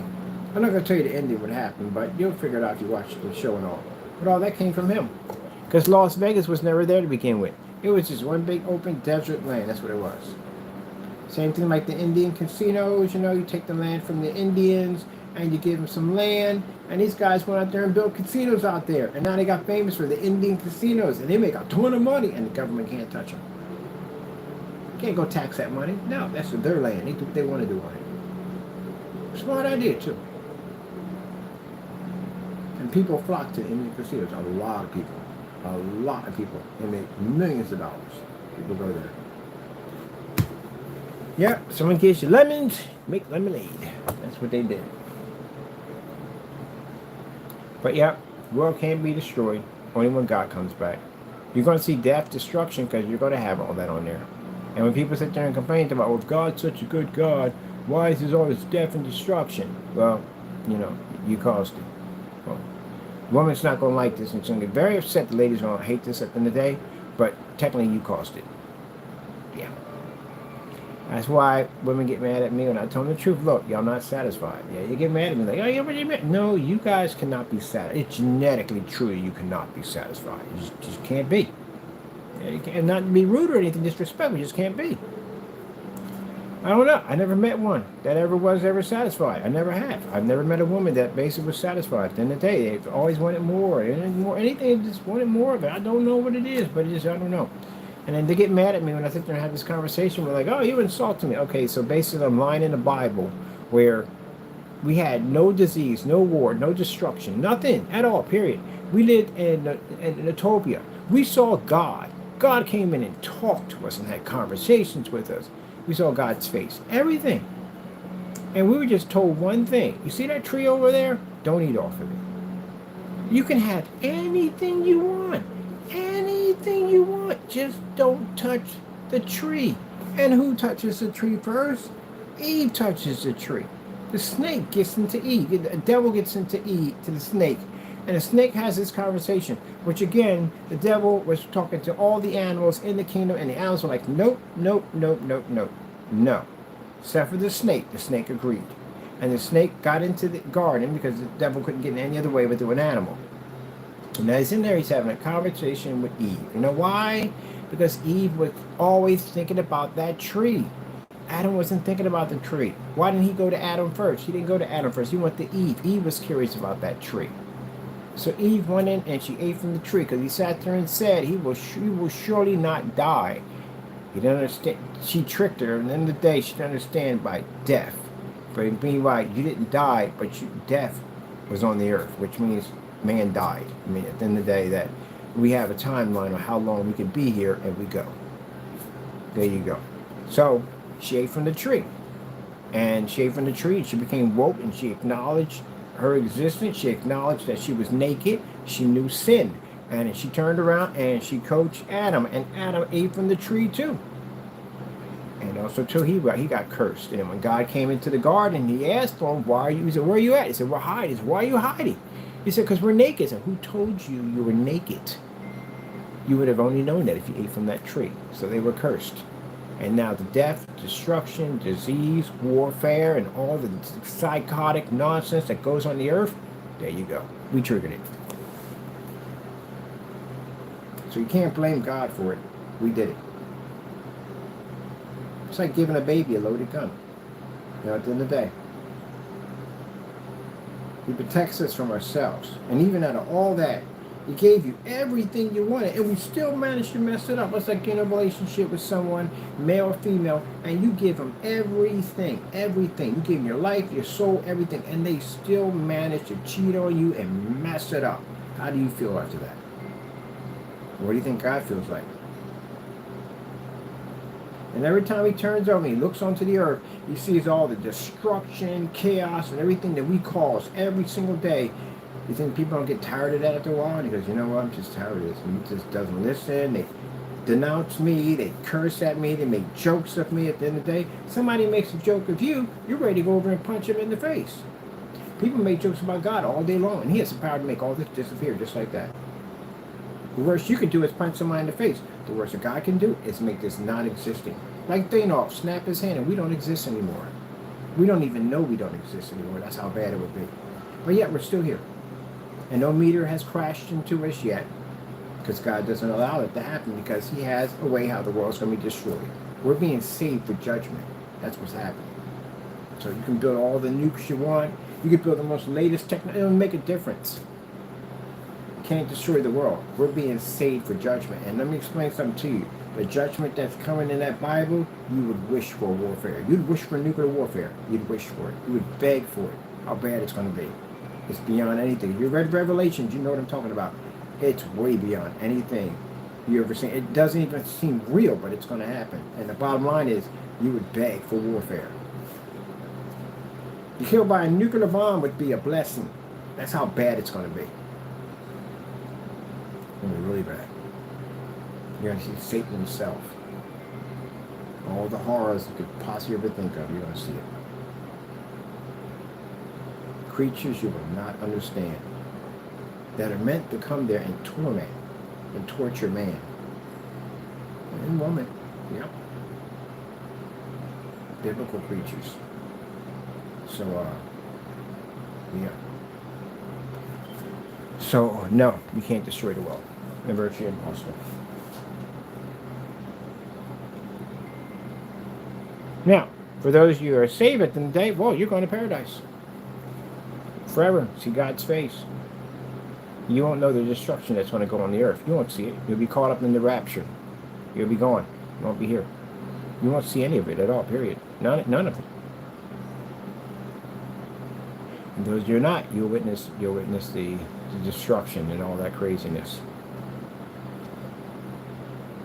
Well, you can't say it's crazy, because truthfully it's just God's work at the end of the day. It is what it is. It's a punishment for basically not serving the Lord.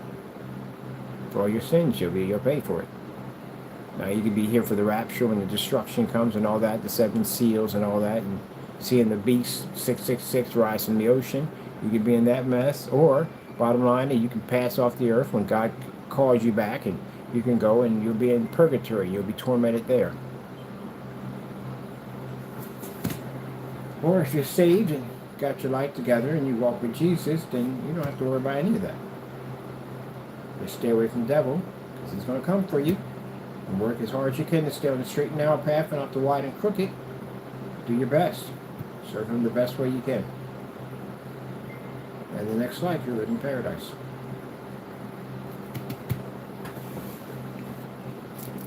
But I'm wondering, I'm going to do this. No, I'm not going to be doing any of this. You'll have no memory of this world at all, period. That's where some people, when my mother passed away, some people couldn't accept that part. They literally thought that, they kept saying that, well, Mom's looking over us. No, she's not. She doesn't know us. She knows nothing of this world anymore. That's gone. When they pass over to the next life, they have no memory of this world at all. And it's hard for people to understand that, because they think that I can feel them in my heart. Maybe you can, but they can't see you. They don't know anything of you anymore. Because then it be in heaven, there's happiness 24/7. There's joy. There's peace. You can't have joy and peace if you're worrying about your loved ones here on the earth and what they're going through and the pain and suffering they may be going through. There's none of that in heaven. They have no connection to this world ever again. Once they pass over, that's it. Whether you're on that side or this side, you have no remembrance of this world. So where she's at in heaven, she doesn't know anything about me anymore. She doesn't know me. Until I pass off this earth and I go to heaven, she'll see my face.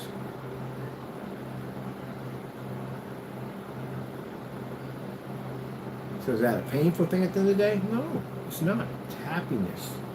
Because she went home. She already made it. She went home where I want to go next. I want to go there too. So it's not pain at the end of the day. She made it. All the temptations and everything of this world she could have fallen into and lost her life, lost her spirit, her salvation, and she didn't lose it. She went home. She made it. So we had a birthday party celebrating her new birth. But the other half, on the other hand, can't accept it.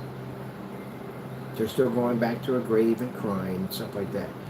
They're not there anymore. I didn't even go to the funeral. I didn't go. There's no point.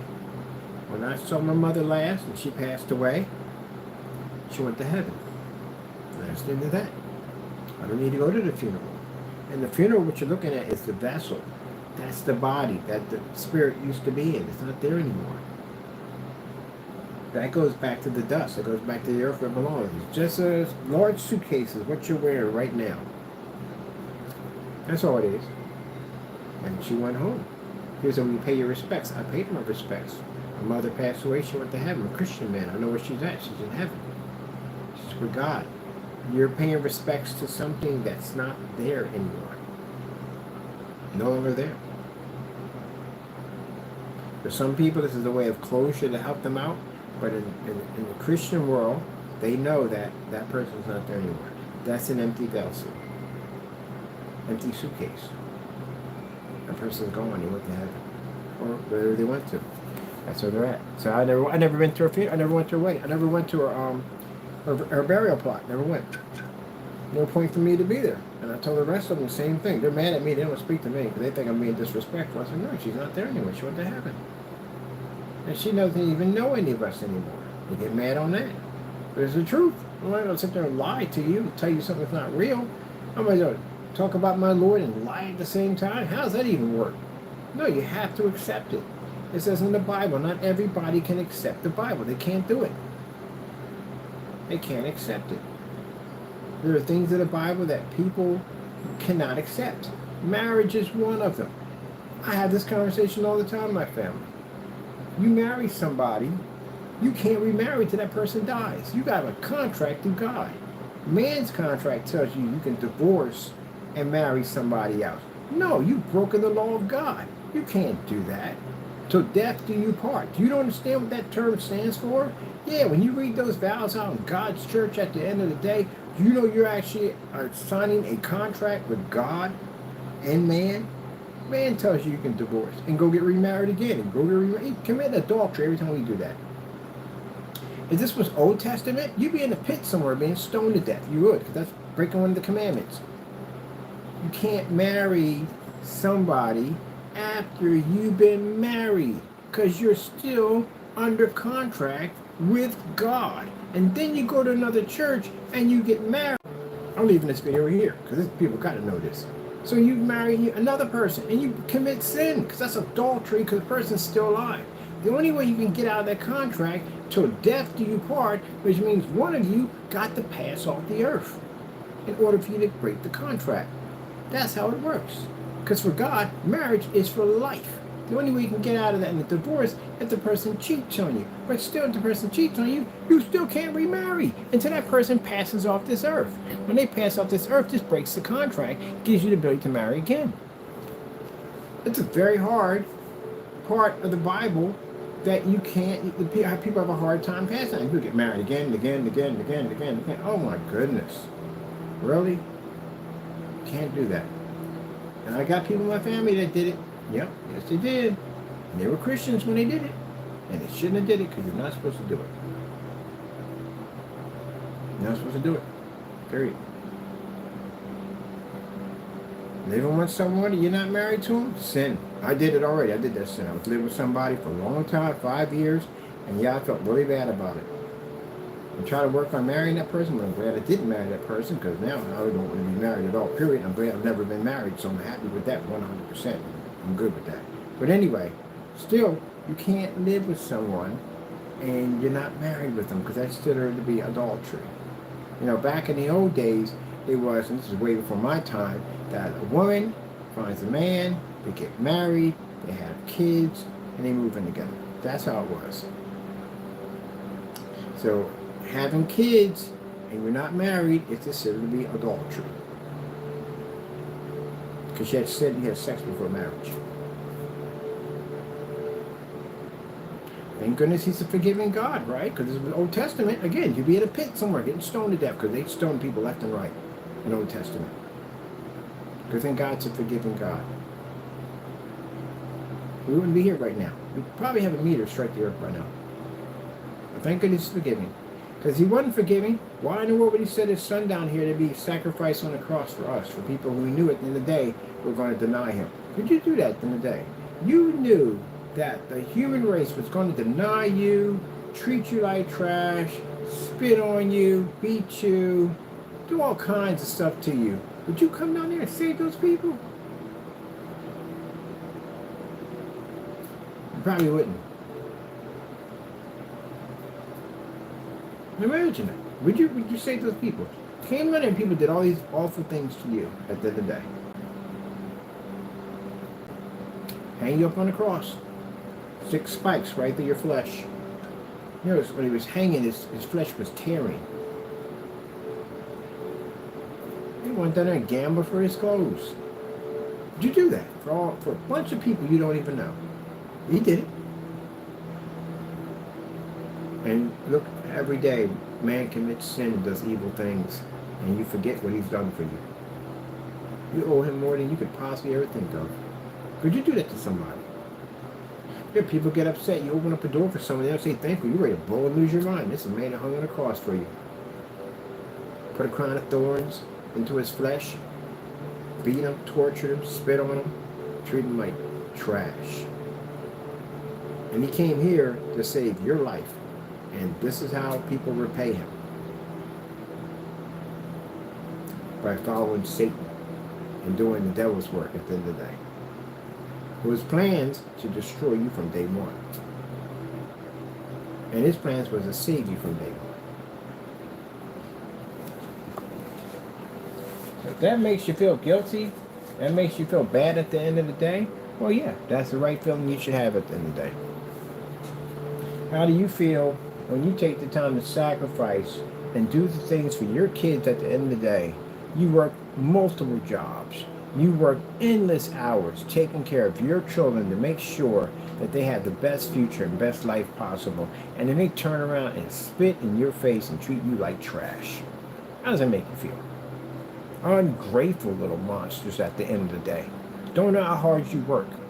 You may work a couple of jobs to get them a nice new bike, and they keep sticking the bike in the driveway. You almost ran over a couple of times. Look at this. Don't even freaking respect the stuff that I buy for you at the end of the day. It's just easy. Money just grows on trees at the end of the day. You just throw it away like it ain't nothing. I work hard to, my fingers to the bone to make sure you can have food on your table. And this is how you act, and this is how you treat me. You've had that conversation before. How do you think God feels? You do it to him every day. He blessed us to have a job, have food, sit down. We don't even pray and say thank you, Lord, for it. Some people are ashamed to say it in a restaurant because they're afraid what other people think. So if you're ashamed of your Heavenly Father, then your Heavenly Father will be ashamed of you. Yeah, everybody misses those parts at the end of the day. Some people see it. Christians see it. They do. But I know people that were embarrassed to pray. What are you doing? I had a girl one time at a table, and I went to sit down and pray for my food. I'm praying for my food. I'm thankful. I got food. I don't care if it's a bag of chips. I don't care what it is. I pray over everything. I'm thankful for everything. And she laughed. And I got up and I put the money on the table, enough to pay for the meal and for her to go home. And I walked away out of that. The Lord already told me what I was dealing with. That's not the kind of person for me. Nope. Pray over everything that you get. Be thankful for everything that you get. Be thankful. Find $1, be thankful. Thank the Lord for everything. Every single thing. Thank him for it. He deserves it. Because, if it wasn't for him, one of those meteors could slam into the earth. And then you don't have to worry about Trump. You don't have to worry about Elon Musk. Nothing. You don't have to worry about global warming. None of that. It'll be gone. Just like that.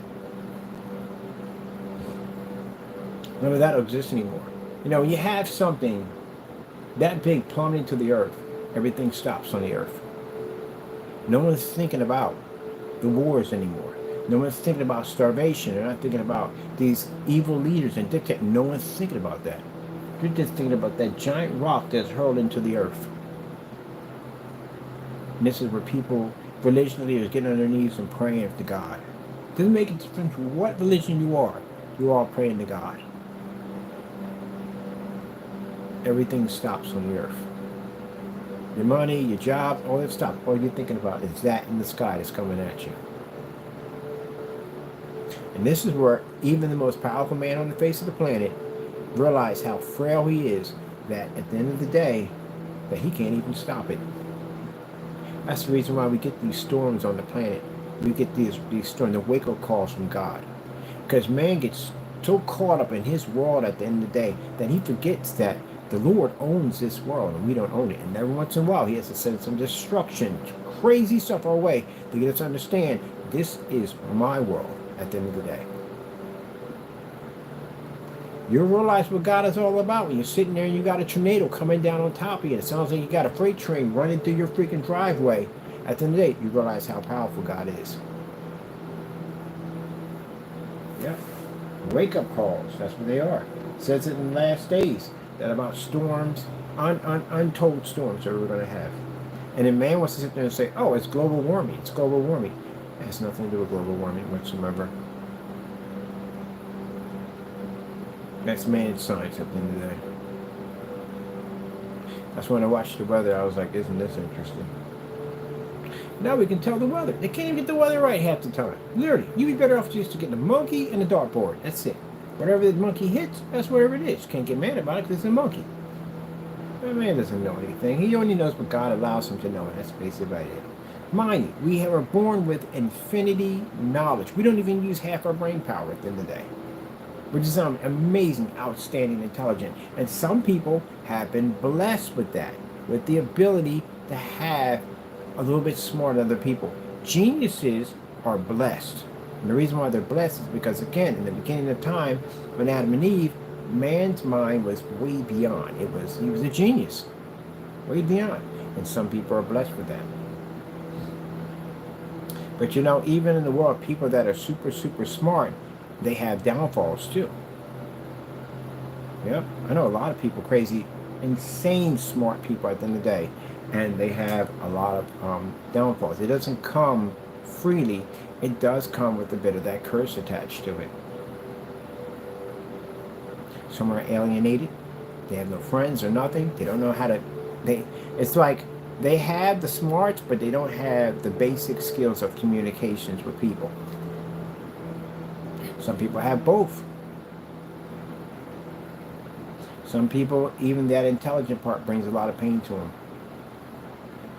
Some people have brain failure with it. The mind can't handle it. Some people slip off. There's a thin line between intelligence and madness. Some going crazy. They go crazy. Those are minds. A lot of things at the end of the day.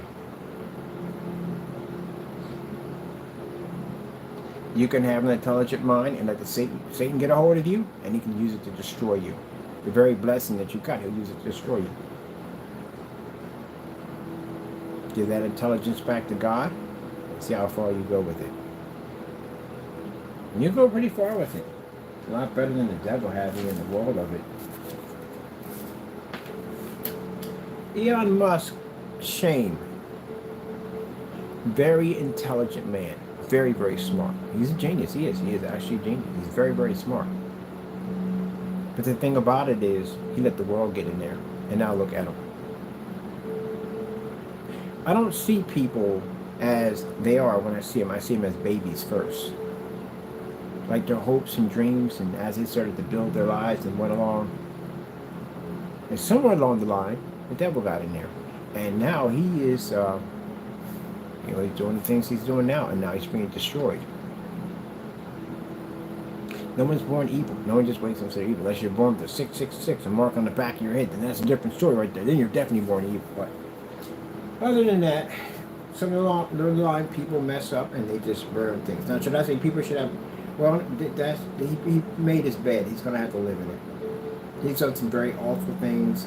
He's cut funding off for people with cancer, for kids and stuff like that.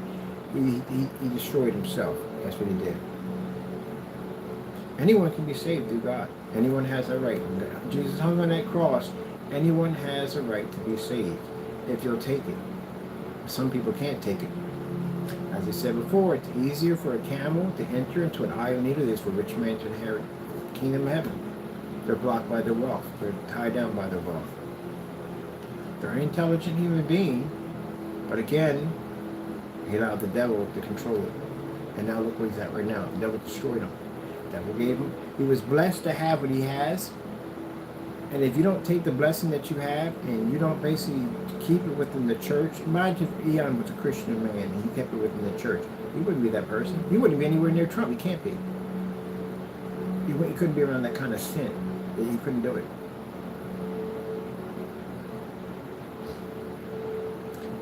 If you look at him back then when he started with the Big Bang Theory and all that stuff like that, everybody thought he was a real funny guy.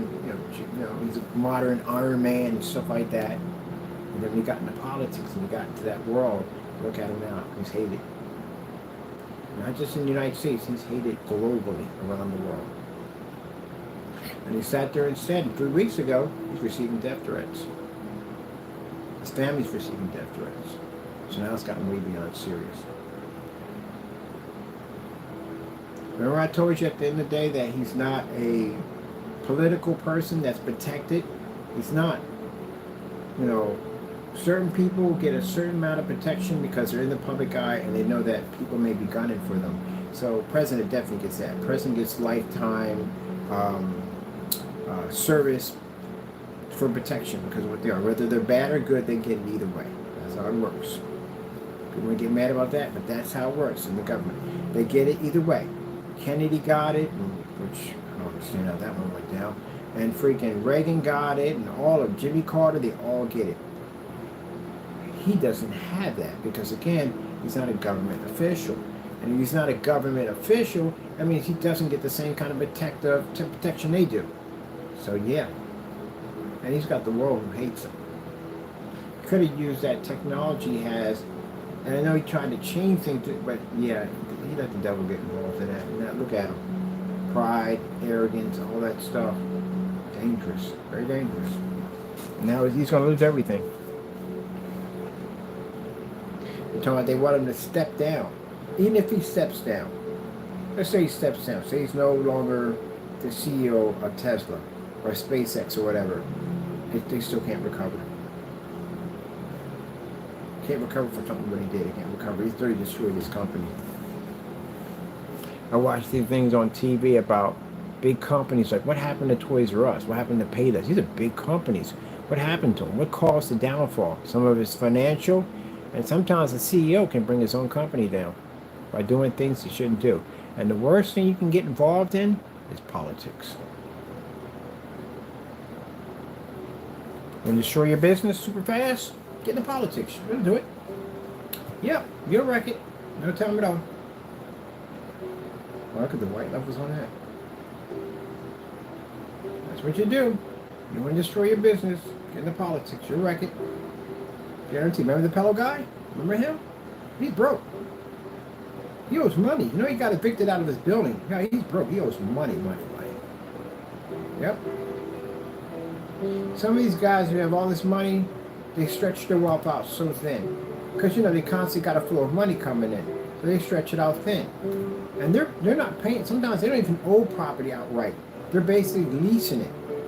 And the reason why these companies are allowed to lease these outrageous properties is because they got money, got collateral. They know they're good for it.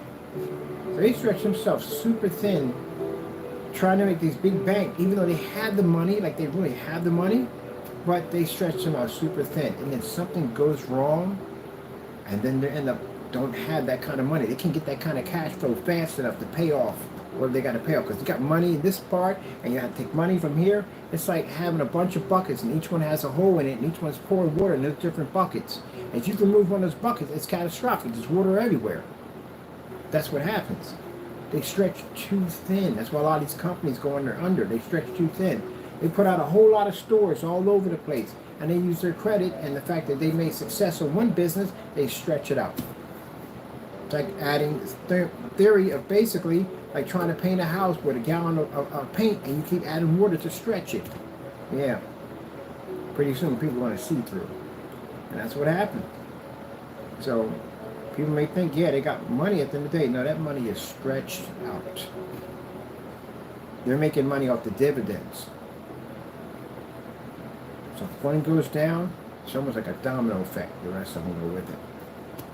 Sometimes one supports another. So the situation he's in right now, yeah, he's got investors. I'm an investor. I'm investing a lot of money in your company. You're out there doing some dumb stuff at the end of the day. I'm contacting you like, hey, buddy, I'm one of your investors. How much shares you got? I got 60% of your freaking shares, which means that gives me the ability to be able to speak. Now, you could be a solid partner where you're doing like maybe like 2 shares, 1 share, whatever. But if you're in that 60 range, guess what? 70 range, 80 range, that gives me the power to speak. At the end of the day, it says, no, I don't like what you're doing at the end of the day. I'm going to pull my shares out as you get it together. Now, he's got a choice. Either he's going to drop what he's doing and go back to his company, or they're going to get rid of him. And mind you, 9% of his profit is in that Tesla. At the end of the day, Tesla. Yeah, it ain't going to go well. Not going to go well. But the damage he did at the end of the day, they can't recover from it. They can't. That Nazi salute, oh, that'll do it. That'll definitely do it. Definitely do it. He destroyed his business. He's done. Now, people right now, the Tesla brand is so badly damaged that people own the cars that are caught between the rock and the hard place. They can't sell the car because nobody wants them. Because they can't sell them. That's why they have no value to them at all, period. They can't sell them to anybody else because they don't want them because them things cause trouble. I don't want that thing in my driveway. I don't want somebody throwing a molly through my freaking window at the end of the day because they hate my car. No, I don't want it in there. I don't want it even near my kids. They're dangerous to have around. So no. So you know what they're doing? They're taking the emblems off their vehicles and they're putting Toyota and Honda, whatever vehicles up there, to disguise their vehicles. That's what they're doing. Because they're afraid of being attacked. Yep. So customers don't want to go into dealerships. They won't go there anyway. And the ones that basically even make mention that they have that vehicle, they're hit right from the door. There's a doctor who had a gold color Cybertruck, and now he has to move out of state because he's getting death threats. And people mess with people's lives at the end of the day. I know death threats are wrong, I understand that, but when you're touching people's lives at the end of the day, when you're a billionaire and you make all that money and you're sitting around and you're touching people, the everyday Joe, you're taking food out of their kids' mouths, you're firing these federal workers, people got families at the end of the day. At the end of the day, you're destroying people's lives around you, and then you go home and you live a normal life because you're rich. People don't like that kind of stuff. And now you see him on, they had him on Fox News, all remorseful, crying a little bit, talking about why do they hate me? What do you think they hate you for? Why are they attacking my companies? They're basically setting them on fire. They're even kind of like did a little hiccup, hard swallow when he said shooting at his places. They're shooting his places up. Shooting my places, like he turned to the side like he couldn't believe that violence is getting that bad. Yeah, in France they burnt down the dealership. They burnt it down. So it's not happening to the U.S. It's everywhere. Canada, they're burning up. They're burning up the stations where they charge the cars. It's everywhere. You got dropped from the car show. Hey, removed his vehicles out of the car show. They don't want him in there. Now the insurance companies are charging you more money if you own those vehicles now. You're going to pay more for insurance because now it's a car that basically has a high potential of getting wrecked. Guy parked his car, somebody set it on fire. Another guy, somebody don't paint on his car. Another person, they smashed out the windows in his car. They write swatch stickers, all that stuff. But you know, that the CEO did that mess. So that's the thing now. You invest in somebody at the end of the day, and if they do something cuckoo for Cocoa Pops, you know, it's going to trigger off effects. You're going to lose money in the process. So yeah, that's what's going through now. People the vehicles are sitting there, no one's touching them. And now this is opportunity for other companies that have EV vehicles to make money.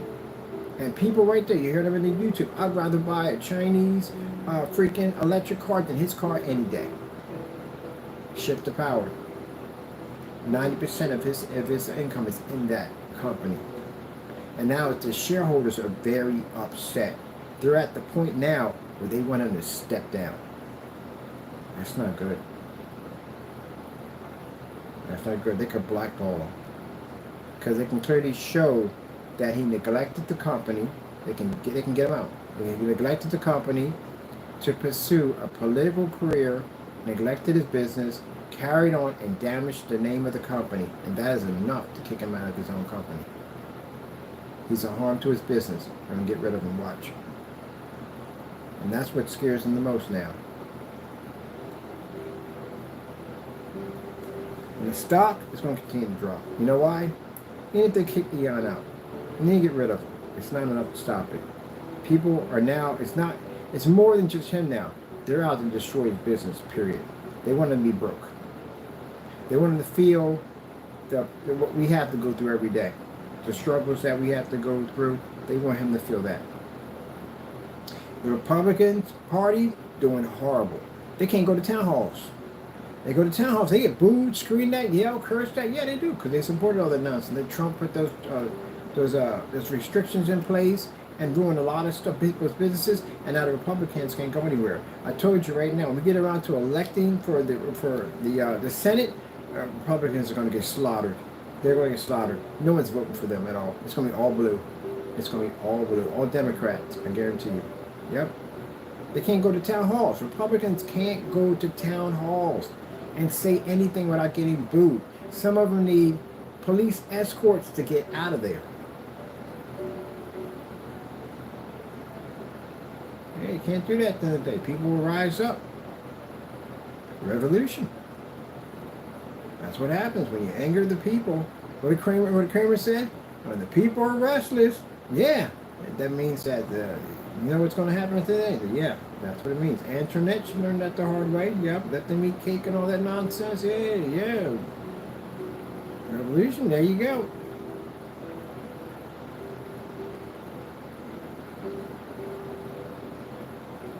So Democrats get in there and control the House, we can't do anything. Because they'll control the House.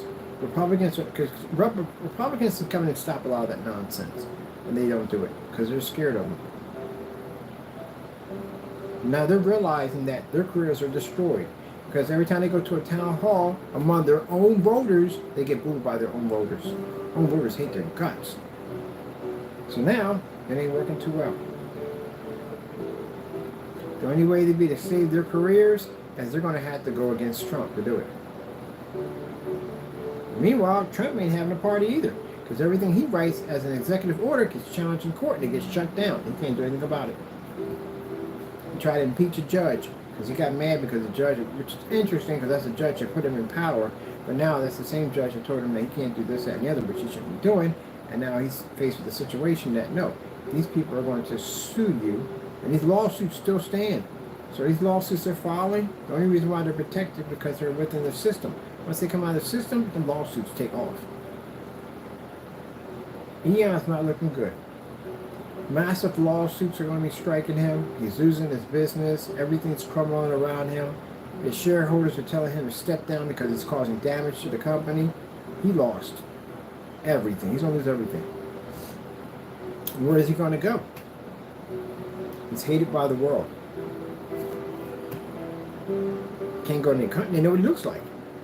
His life is literally in danger.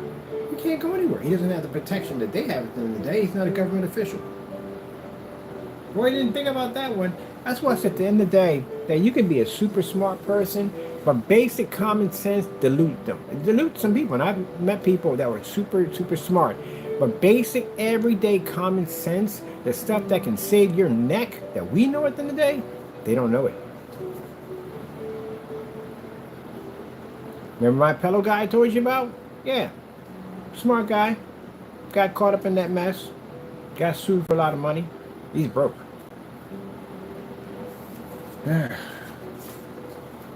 Some people are not meant to be rich. They're not meant to be rich. They don't walk with the Lord. They walk with the devil. And then on top of that, I mean, I don't know why he didn't see how the pillow guy screwed up his life, and he jumped in there too. Like, oh yeah, you know what? I'm just going to lather up in all this grease and jump over in that fire but then get cooked. That's literally what's happening to him. He's getting cooked.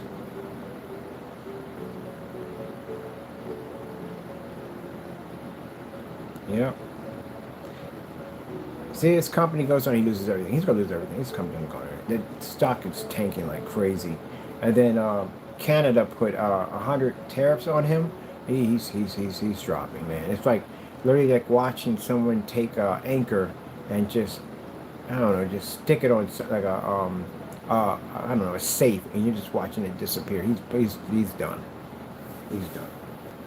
It's the first time in car history has ever had that someone's lost that much money that fast, that quick. He's done. He's got that giga factory over in China. Yeah, they're going to close that soon. They're going to get rid of it. A lot of the dealerships are going to start closing. Most people don't want to work there because they're scared to death to work there in those places. He's done. Well, it tells you one thing. Messing with Trump, at the end of the day, you're liable to destroy yourself.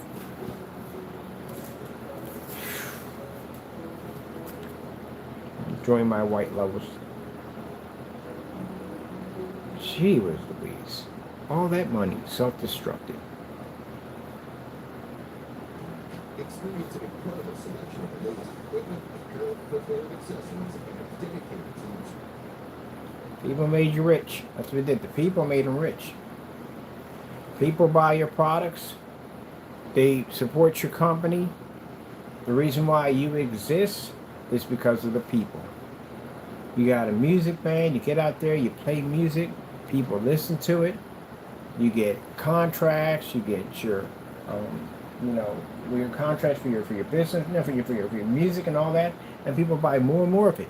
And the reason why you have a rock star, the reason why you can be out there shouting to millions of people and playing your music for everyone to hear it, because the people got you there.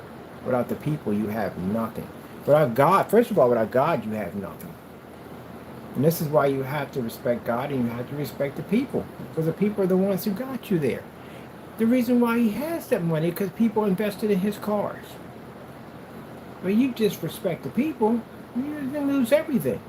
Doesn't mean because you got millions and billions of dollars that you can't go broke. Yeah, you can go broke. You can lose all that in no time at all. Now, for people saying, oh, but you, no. I don't like the people who make screens. I don't like the industry. That's what I don't like. I'm good with my customers at the end of the day. Unless you're going to be doing something wrong against me, then I got to protect my company. That's what I'm supposed to do. But that's the reason why our technology is better, more advanced, more tested than everybody else's at the end of the day. And if I'm talking about somebody on that level, I'm talking about you people who make screens. Y'all don't like me at the end of the day. Because I give you a hard way to go.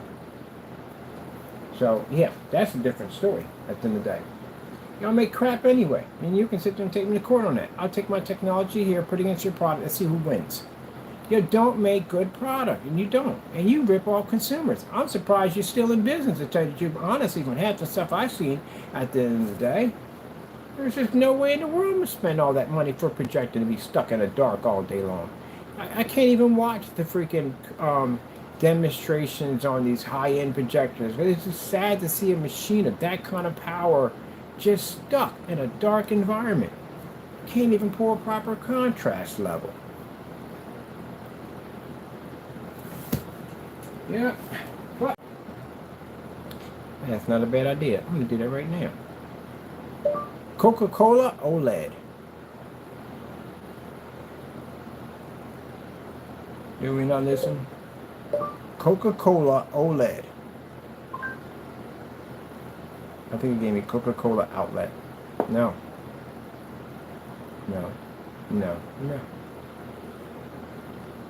Where's my microphone at?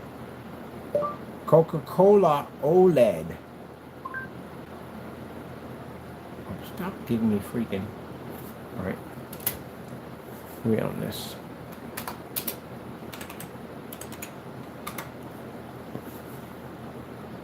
Here we go. I want to see this one here. Pumas. Oh, my favorite sneakers. Pumas.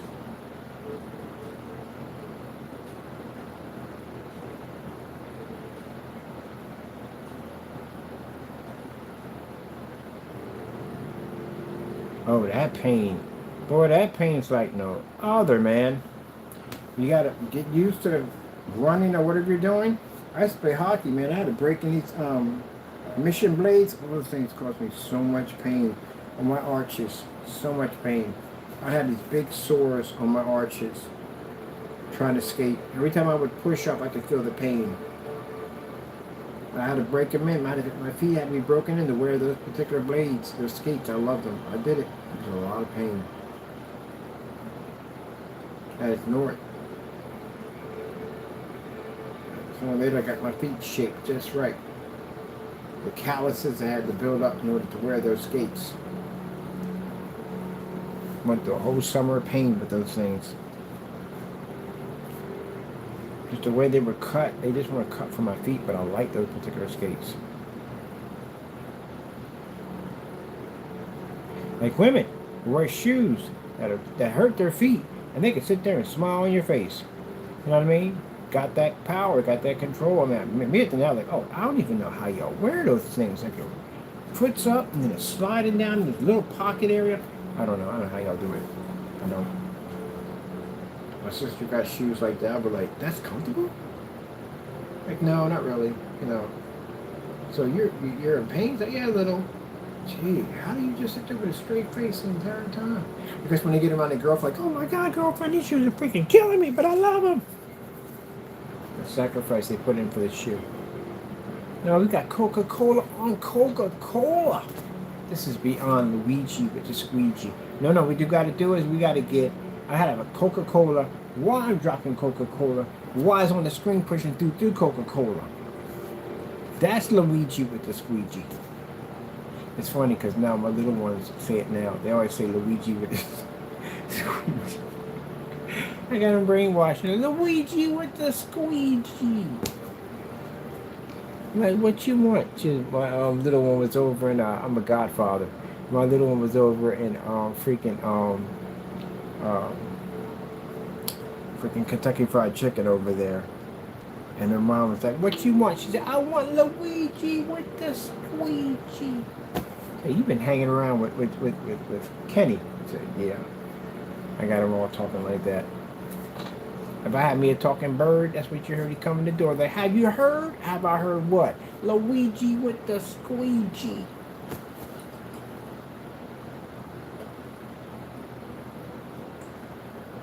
Yeah, I was going to get a black bird and call it What It Do. Because I had a friend of mine, every time I contact like, yo, what's up? Be like, What It Do? So I was going to call the bird What It Do. And all kinds of crazy stuff. Like, what's your name? What's your name? Call me What It Do. Luigi with the squeegee. And he would constantly say, I know he's going to say at the end of the day, because that's one of my favorite words, at the end of the day. They were trying to tease me on that. Like, yeah, end of the day. That doesn't bother me. I say it all the time. It's one of my words I say mostly all the time. It's end of the day, end of the day, end of the day, end of the day. It's what I say. So at 5-year-old little trolls at the end of the day going to come in, because you're grown men at the end of the day. My channel's set for over 18. And you're going to come in and try to tease me by saying at the end of the day? Why would that bother me? That's my word. That's what I say at the end of the day. So you're going to try to tease me on something that I say? Gee whiz, grow up. I bet you guys raise each other back and forth across. I swear. I believe they have a clubhouse. They have a tree house. I think they have a tree house with a rope and all. And they get up there and they talk about how girls are so icky. And they send me messages saying at the end of the day, how would that bother me? That's my word. That's what I say at the end of the day. At the end of the day. At the end of the day. At the end of the day. At the end of the day. At the end of the day. I got a t-shirt that says at the end of the day. I got one that says at the end of the day in the back. That's my word. I say it all the time. And you don't try to tease me on something that I say all the time. What you don't know, or they don't know, about African American people, that we have certain sayings that we constantly say within our vocabulary, and we say it constantly all the time. And my friend got of saying that when I say, yo, how's your day going? No, how's your day going? This, that, and the other. He says it all the time. This, that, and the other. Mine is at the end of the day. At the end of the day, I had to do so-and-so. At the end of the day, at the end of the day, so-and-so. At the end of the day. What it is, all of them, man. Everybody has these certain sayings that they say all the time. And mine is at the end of the day. So to sit there and tease me on, oh, I'm going to tease you because he said at the end of the day. Oh, please, come on, grow up. Seriously. You're going to tease me on something that I say every day? That's what I do. That's what I call it. At the end of the day. Jeez. Little kids at the end of the day. That's how I say it with little kids. Why don't y'all just put your heads together, get a lemonade stand, do something productive with your time. My goodness. I do think they got a tree house. I think they got a tree house, and they go up there and they look at the little magazines and stuff. They got one hidden little magazine up there, probably a Victoria's Secret magazine that they swear oath that all of them will keep, don't touch them, we can take it home, it has to stay in the tree house. I do believe they do this. They have a secret handshake and oath and whatever. Girls are icky. The treehouse say, girl, no girls allowed. Oh man, funny. You're like, you tease at the end of the day. Don't you know that's your word? That's my word. And now it's funny because I say it so much that if they say it, now they feel, and they say, well, it's in my head. It's a common word at the end of the day. I hear it at the newscast at the end of the day. Ooh, shrimp. Can't eat shrimp. Mocking my cat? Like, seriously? It's my cat. Like, why in the world would I get upset over that? He don't even get upset over it. He don't even know who the freak you are. You don't even care. It's cat. End of the day. I just said it again. There you go. So no, tease what? You're a grown man teasing a cat? Really? Whew, man. This is what I tell him at the end of the day. There you go. See, I always constantly say all the time. Not very intelligent people. At all, period. Alright, what I'm going to do? I'm wasting time here. I got things to do because my mind's already telling me, you've been to this already. You're done. Let's move on. What are we going to do next? Alright, let me see. I got to be on Facebook. I got to do some videos on here to show them over there real quick at the screen. I do got to do one of these. I'm going to do a pre-record because I waste too much time on what you call it too much. I got to go build this site on here too on top of that, get that ready. And I got customer orders to take care of. On the Quantum. Yeah, be careful about saying things out of your mouth to say, oh, your product doesn't sell anymore. Yeah, because again, you're trying to cause something that God has said that our products are blessed. So you're God at the end of the day. But you're going to say, oh, by the way, we found out who he was. He's not who we thought he was. We know who he is. Let me come out of here real quick. You know, you got to be careful when you send these messages across. You're hooked to your LinkedIn account.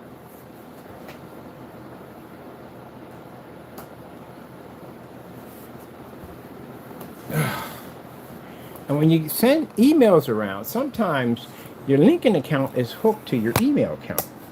And it has your picture on it.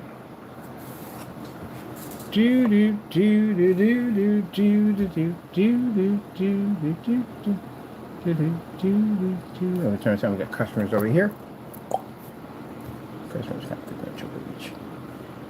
Do do do do do do do do.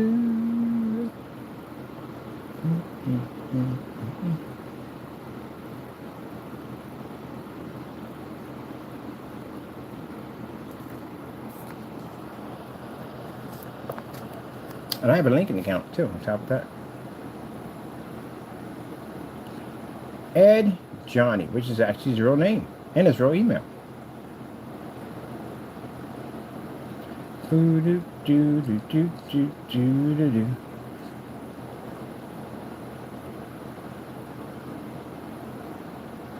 Oh, he changed his whatchamacallit. Oh, don't worry, we can duplicate everything. We have copies of you. We know what you look like. So, let me see. Right here is where his picture was at. He went and he changed it real quick. But it's too late. Now, I'm going to show you what you look like. Next time you want to call my account, make sure y'all have a habit of coming in and not locking your accounts. So this is what he did. He realized when he sent the message over that his picture was exposed. Yeah.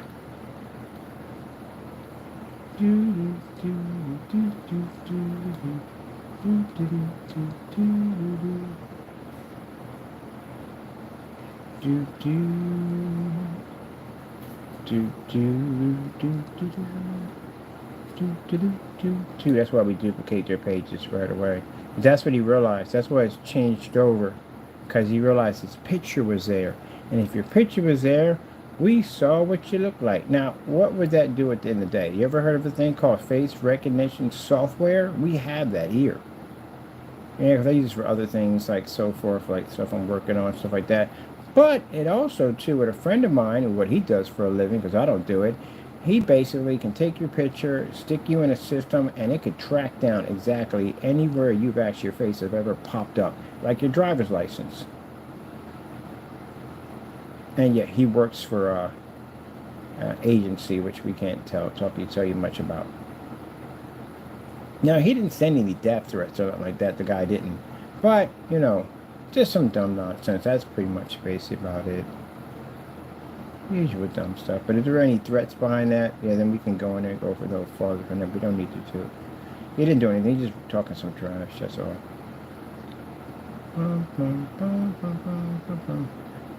He went there and changed it. He probably looked at it like, oh, shoot, I sent that message to you, and my face was on it. Yeah, face was on it. Let's see if we can figure out. I'm curious to figure out what I put it under. Oh, we might have put it under his name. Oh, yeah, I did put it underneath his name. The file is under his name. Let me see.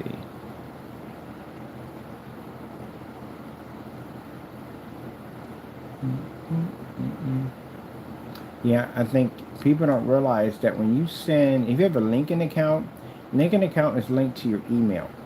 So when you send over something, when you're trying to be disrespectful or nasty to someone, it also, there you go, Edward Johnny, right here. You also bring up, this is what you look like. You also bring up your email account. We'll pull up your LinkedIn account.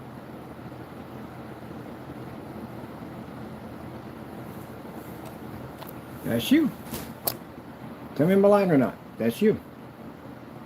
That's the email that came over. That's the person who brought it over. Yep. So, we know what you look like.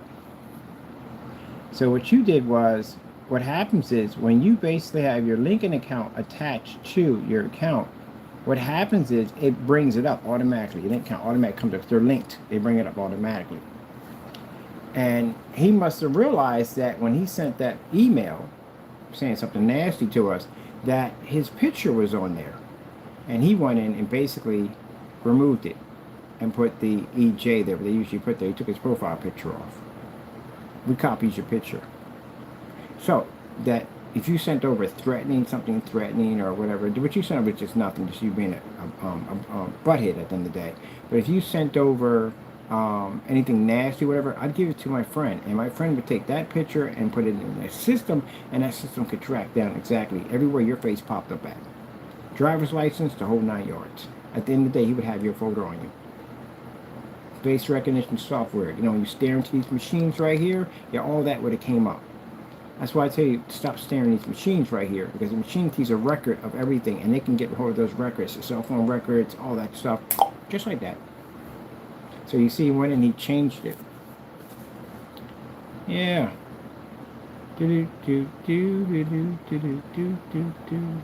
Marketing manager. All your information pops up.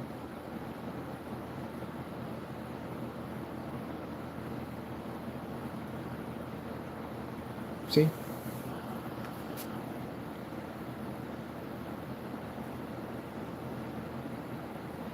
How fast his face popped up? Told you. Gotta be on the planet a little bit longer. I know all this stuff, man. All this stuff.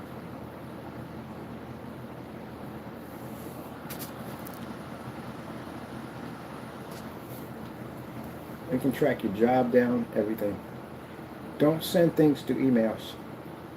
Extremely stupid to do. Now, luckily he didn't say anything disrespectful. Like, he said something dumb. Usual dumb stuff. But if he went there and said something like, you know, threats or stuff like that, my man, I'd have had you locked up in no time at all. I'd have had your information in no time at all. It's easy for you, because you're looking at the LinkedIn account. I have a LinkedIn account myself. I can go in there and get all your information just like that. It's a paper trail. And if your face shows up anywhere, your cell phone, walking in front of a gas station camera, your freaking birth certificate, freaking state ID, guess what? That's how they dig all your stuff up on you. That's what they use, that software.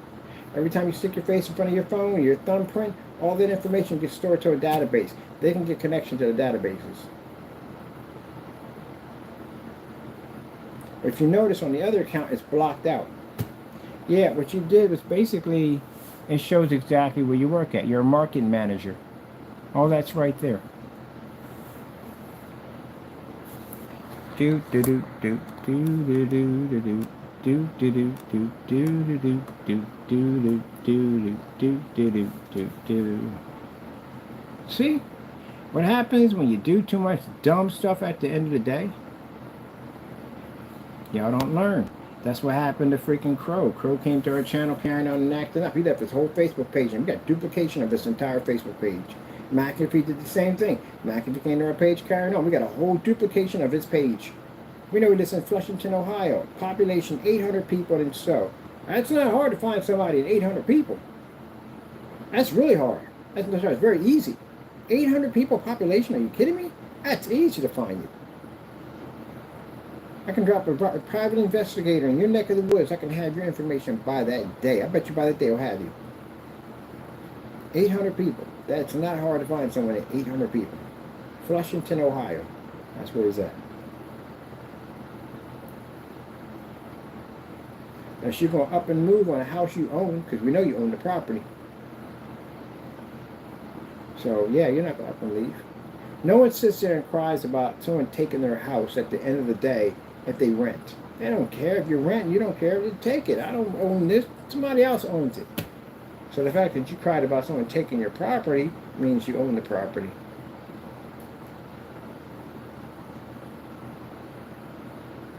And if you're mortgaging it, people don't care, because again, you can't take something because the bank owns it first. So you technically can't take the house if the bank owns it. But if you own the property, then you would cry about somebody taking it. That's how we know you own your property. You gave up that information the minute you started talking. See how fast it's easy to read people at the end of the day? Been in business for a long time, you can read people for it. Very, very easy. If you mortgage your house, the first person someone's going to say is, oh, good luck taking the house where the bank owns it first. We got to pay them. Yeah, you own the property.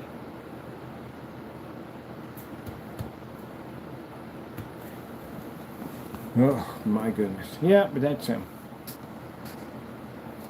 Now, you can sit there and get mad, buddy boy, and say, hey, you know, blah, blah, blah. No. You contacted my company acting up. You ended up in our junk mail, by the way. That's where you ended up in the junk mail.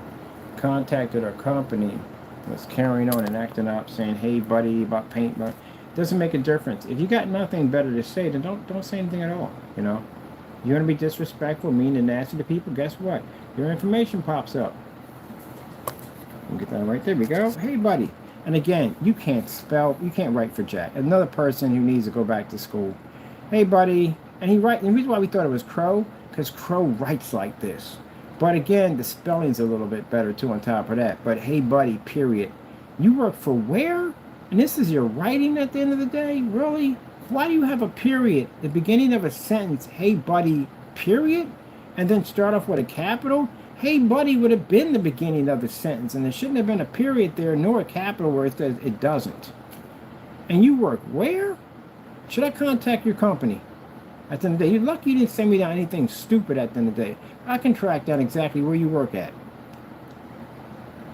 Tell them, hey, you know, your buddy's over here harassing companies on the job. You don't want that at the end of the day. Don't send me anything else over here no more.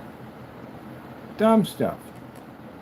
Nothing here that can get him in trouble, as I said before. It's just people being stupid. But gee whiz, you really work for a company. And this, at the end of the day, literally, this is your writing. Doesn't look like you're doing very well with your wall paint. Wall paint. It's time to shut it down and move on. Period there. And then starts another sentence here. That's actually part of that sentence. You got to run off on sentences here. You're just not that good at it. I tell you what you're not good at. You can't write a proper sentence. I can tell you that much from the door. And next time you call yourself being smart and sneaky at the end of the day and calling yourself doing dumb stuff, I'll have your linking page attached to your email so we can pull up your face and see exactly what you look like. And then come in and realize that he made a mistake and went in and basically covered it up with just the, you know, they give you the basic, what do you call it, the basic profile picture. But what you didn't realize on your LinkedIn account, right, if I go in and I click on where you're on your LinkedIn account, your business, or wherever you're at right there, it gives your face pops up, because you didn't change it to your LinkedIn and changed it on your email. So we click on that right there, and we got to click on this right here. So you click on this right here, and this will load it up right over here. So Edward Johnny is your name. Now we got your name, we got your face. That's how he covered it up there. But if you go down, there's his email right there. And as you start to go down, you see where the company's at? Hit that right there. And it brings you right up, just like that. You didn't hide anything. You try to hide something. I can go back and show the videos where it shows your picture there, and now you changed it over to the, you know, your initials, EJ. So, say anything else stupid to my account ever again, and I'll give your picture to my friend at the end of the day, and he'll track your whereabouts. And then I'll send a nice little letter to your front door saying, I'll see you in court. Now, you want to keep that job. Pretty sure you have a nice car, you have a nice place to live at, and pretty sure you have a nice family at the end of the day. You want to keep that intact. So keep your little nonsense to you at the end of the day. That's where it stays at. Simple and plain. You send me over something that's worth my time, of me dragging you into a courtroom, suing your behind, it'll be the biggest mistake of your life. Do you understand that? So I'm giving you a little bit of a move on and mind your business nonsense. You got nothing nice to say, don't say anything at all. Leave it at that. Now, if you want to go on there, you want to come back with some nasty nonsense, and you want to carry and act up, hey, you want to wreck yourself? Go ahead, we'll wreck it for you. Got no problem with you at the end of the day. Got a big old wrecking ball. When it sits across, it says lawyers. That's what it says. I will tear into your life like there's no tomorrow. And then I'll watch you in court sit there and cry about how you have a family to support and this, that, and the other, and blah, blah, blah, blah, blah, which, again, is going to fall on deaf ears because I'm just going to outright sue you. And it's going to be for a lot of money. And I guarantee the job you have is not going to pay what we're about to sue you for. So I advise you, just stay in your area, mind your business, live your life, enjoy it the way it is, and doop, disappear. That's it. Works for marketing managing. Oh, definitely going to be looking this up.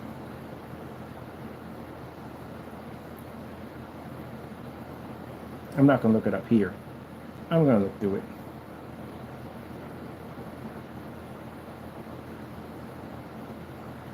We don't need that. We got access to all this already. I'm not going to put my account in. I have an account with them already.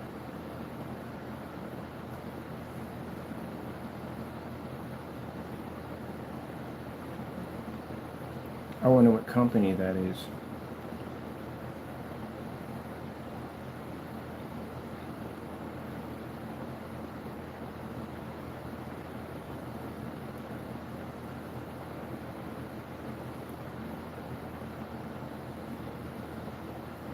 Marketing manager.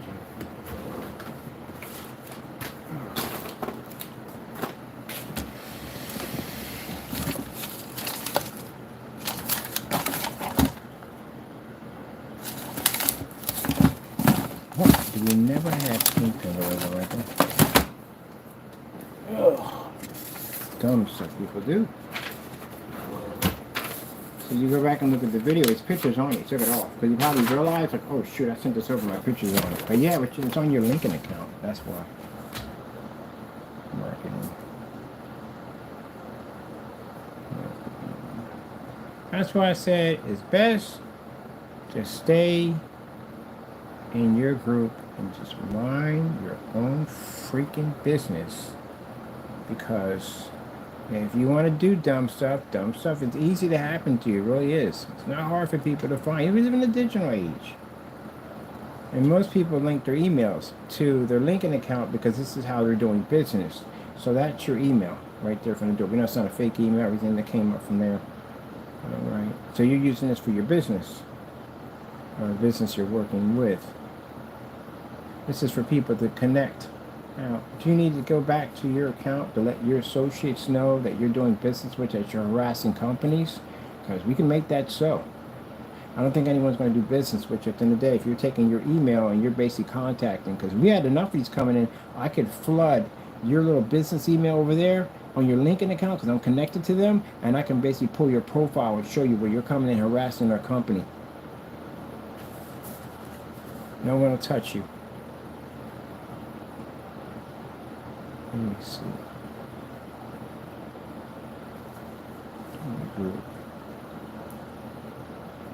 So lucky we just got that one. That alone right there, I can make some problems for you. And go right over there and say, hey, look, you know, this guy's contacting our emails and he's sending stuff like this to him. Nobody won't touch you, man. But I'm going to let this one go. So don't send me any more dumb nonsense. I came to our junk mail anyway. I found it because I was in my junk mail. I found out that basically they were sticking my my customers' orders in my junk mail. Let me see.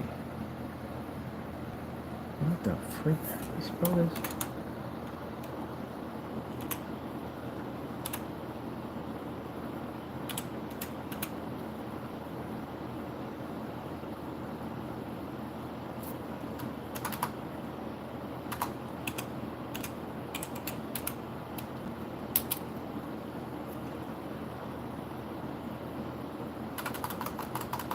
manager.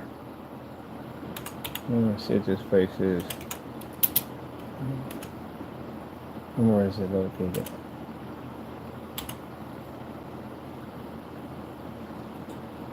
Now, usually, like a job like this, to find your address information isn't really hard to do, and I'll tell you why. These are branches. All these branches are all connected together. These employee files are all connected together. If an investigator is going to go in, he pretty much can dig up exactly. He can get your LinkedIn account. Your LinkedIn account pretty much is going to have your state where you're at. They'll go to the state. They're going to find one of those buildings that they need to do. You're in different branches. They'll have like, okay, so and so and so, or he's a sales representative for that particular branch. They can track down where your branch is at, where you're connected at, where you're doing. Yeah, you stupid. Doing dumb stuff at the end of the day. Let's see if this is actually a real thing. Comes up on LinkedIn, it's popping up on there too. I wonder if it's up on Facebook too.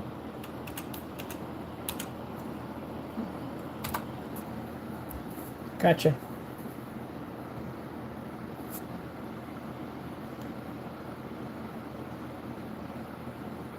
Yeah, the contact number too. So all this right here. Got fast. I'm not going to reach into this. I'll give this to my buddy. He's going to dig up a file on you, just in case if you do something stupid, and come get you. That's why you don't do dumb stuff at the end of the day. I can understand why people do dumb stuff. And I guess he called himself being slick and writing something in there. But your email is attached to your LinkedIn account. And keep in mind, that's the email account that you use for business on your LinkedIn account. That's why it's on the LinkedIn account. Jeebus Louise, you get your face on there and everything.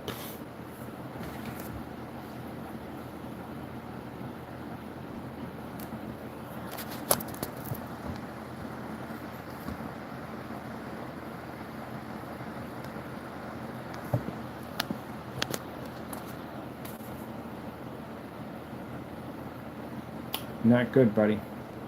So, now, at the end of the day, you got your LinkedIn account right here.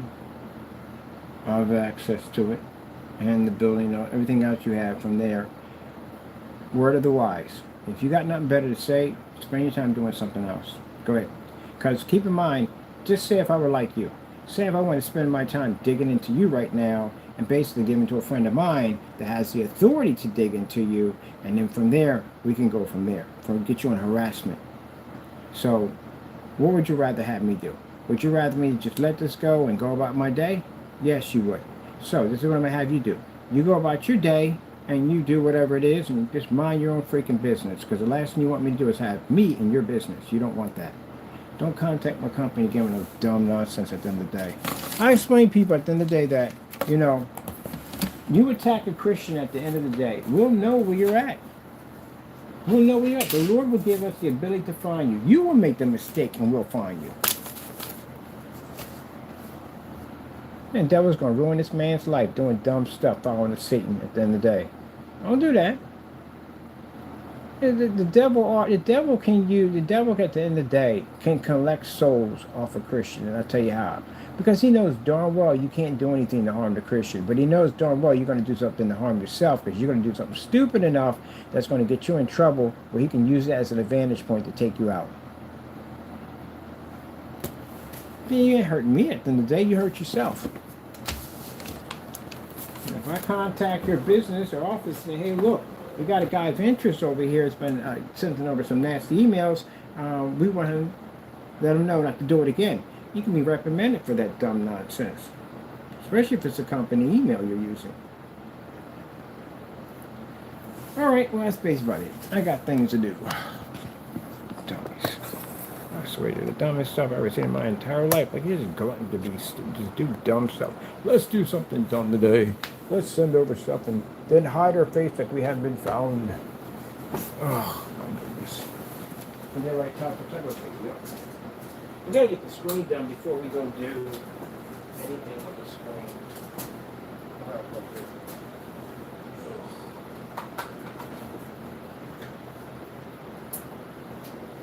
Got 64 in bed.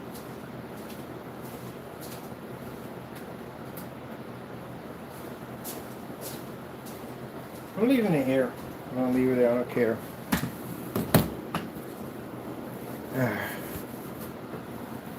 Oh, man. So that's just basically about it. Don't do dumb stuff. You're gonna be found. You're gonna be caught. Gee whiz Louise. Let me tell you something so you understand this. The devil's purpose is to make sure you get caught. Because if you get caught, you get in trouble. And if you get in trouble, if you do enough dumb stuff, you run the risk of going to jail.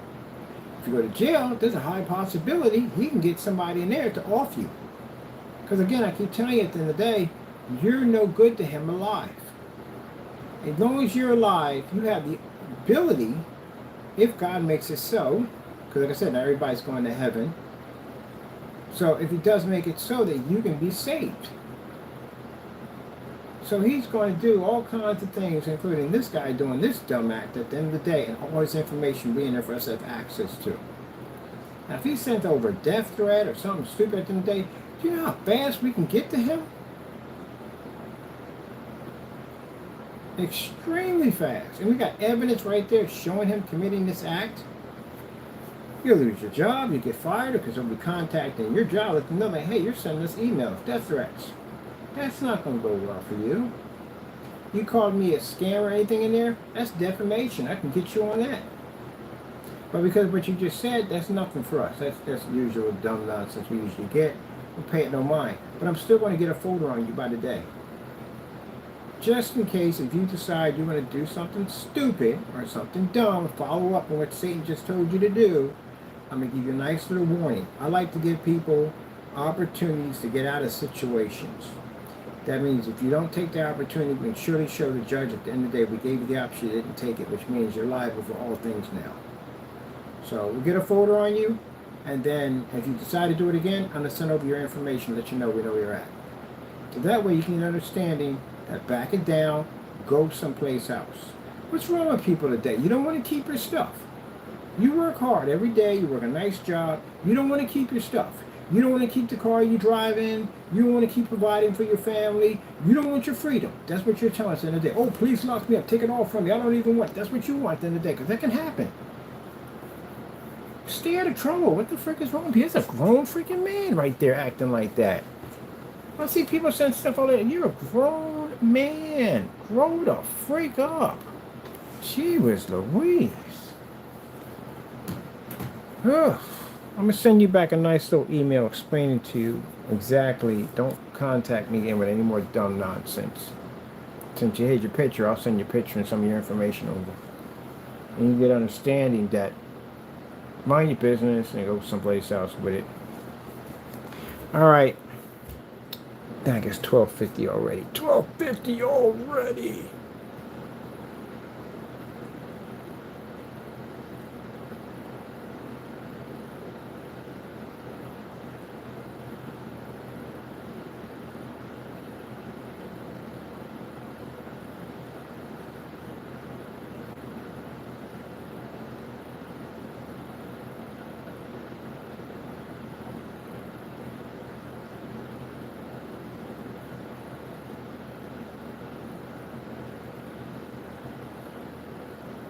Oh, 50 already.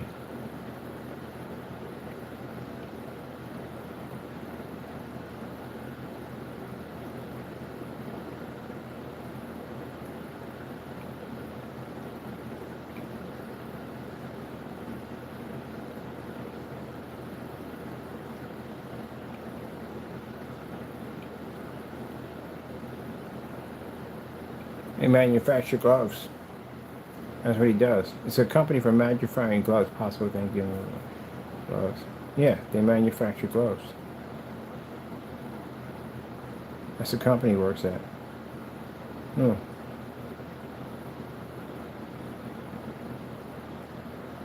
Interesting. Oh, I would need gloves too on top of that for our company. So I guess I'll be basically getting to know your managers real soon. You're a manager too, so you'll probably be working with me.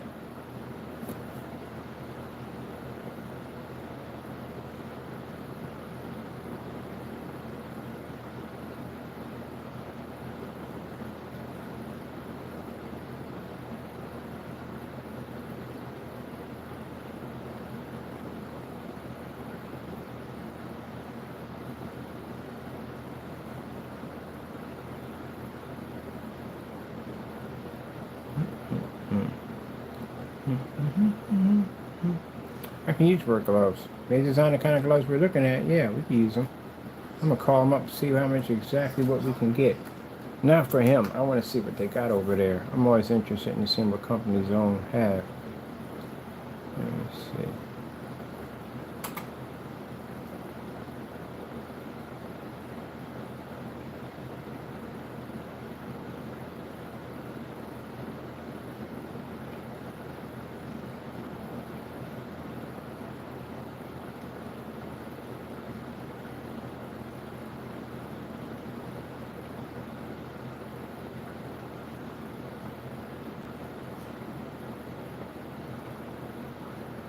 Alright, so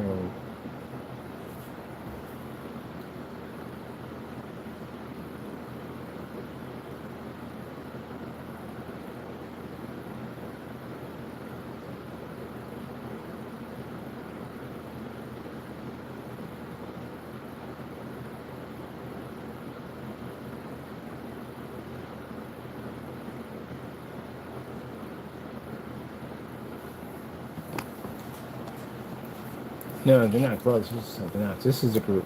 Found it. Let me research again. This is it. Customer focused. So web remanagement all tends from all over the world. What are you selling? Because I'm seeing a whole lot of stuff here, but I'm not seeing anything that's saying what are you doing.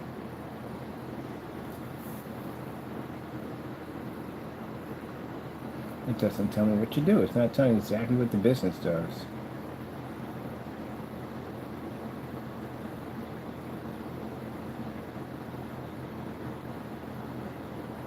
Oh. We got their email right here. This is their email right here. The CEO group email. We got that.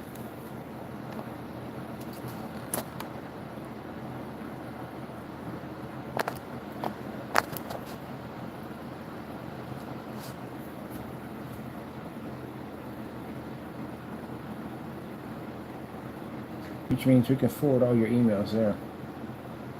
I can set it up that anything you send here gets forwarded right back to your job.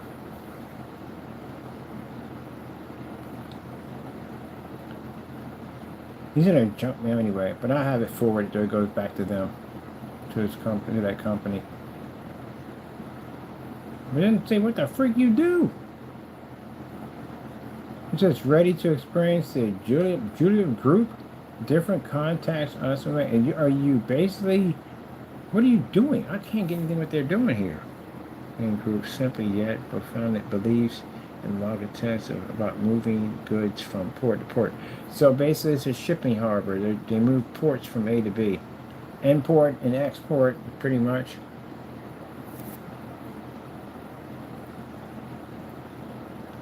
I can dig that up, see something like that. Well, they're not found on YouTube. I know that fact, because usually something would be found on YouTube. Nothing there. Now, those you might be thinking that, no, it has nothing to do with him right now. I don't care about that. I'm curious what the freak this company is. That's what gets me. There's not a lot of information on here. Specialize in leading solutions. I see these freight ships up here. Do you do freight? Seamless business solution, unbeatable. Yeah, but there's nothing here. It kind of feels like one of those businesses that have like a huge, massive building, but you take it down and there's a little shop behind it. That's what it feels like. I'm not getting anything here. From warehousing to delivery, enjoying discounts and making your business journey. All right, so what are you doing? It sounds like you're doing like you're doing exporting and importing. Well, that's not a good business to be in right now, especially when you got Orange Man in office with them tariffs. I don't know how well that's going to work out. Jacked up, but true. Yeah, I don't know what the heck this is supposed to be. I guess they're doing. I'm seeing these giant ships up here with the containers on them, so it must be something we're specializing in leading. I gotta talk to somebody here. I'm just curious what they do, because it's not really saying. If you're doing exporting and importing, you just say we're export importing company. We ship from so and so and so. These are the different continents we hit. So and so and so. This is our shipping cost, freight charge, or whatever it costs you. So and so and so. How long it would take? Do we have anything here? Services. Let's see what we got here for services. Oh no.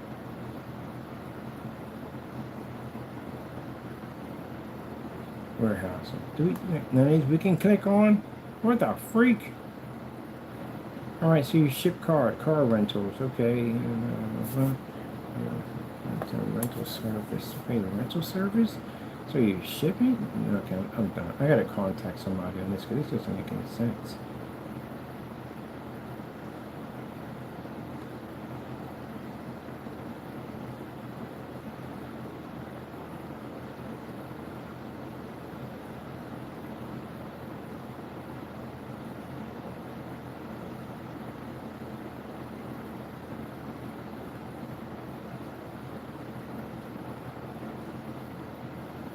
For media-related questions, inquiries, please contact. Yeah, this is the company he works for. It doesn't make too much sense. It's not to the point. Okay, it said about. Maybe we can get something in there.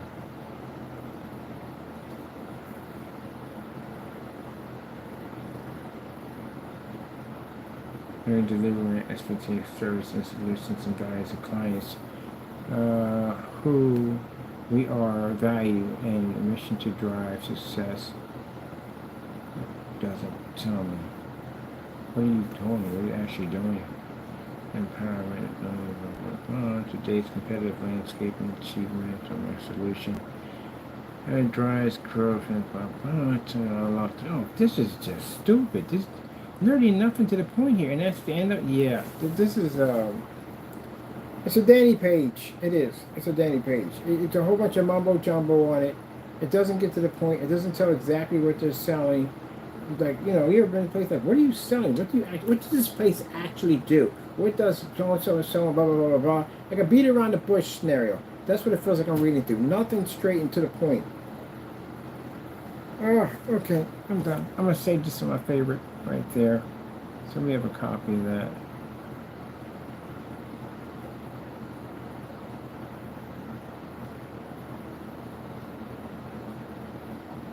Alright, I gotta go, people. I got things to do.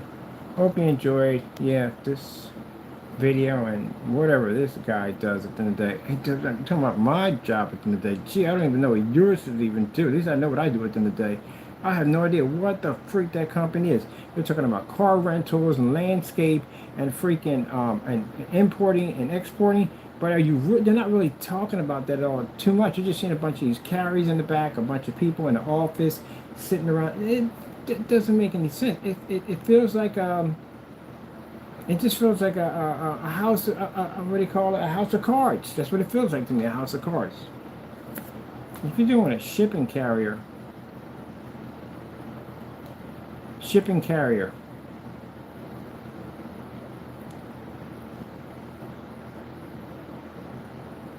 Amazon ships by freight. That scares me.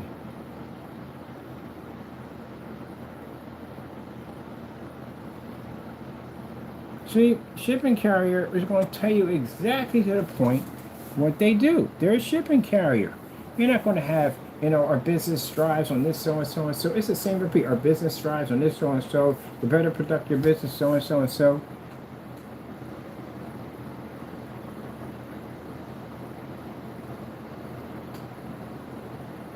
See right here?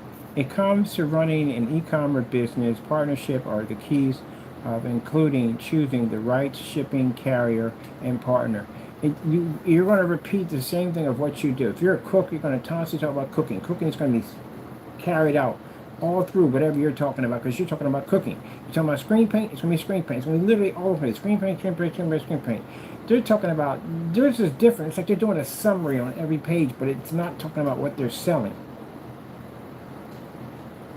See right here? Simple things you need to know. Like where it says, depending on the various of the factor of such as what you were shipping, and where you're shipping and from, or how much your package weighs, and the determination destination and how you're selling your product.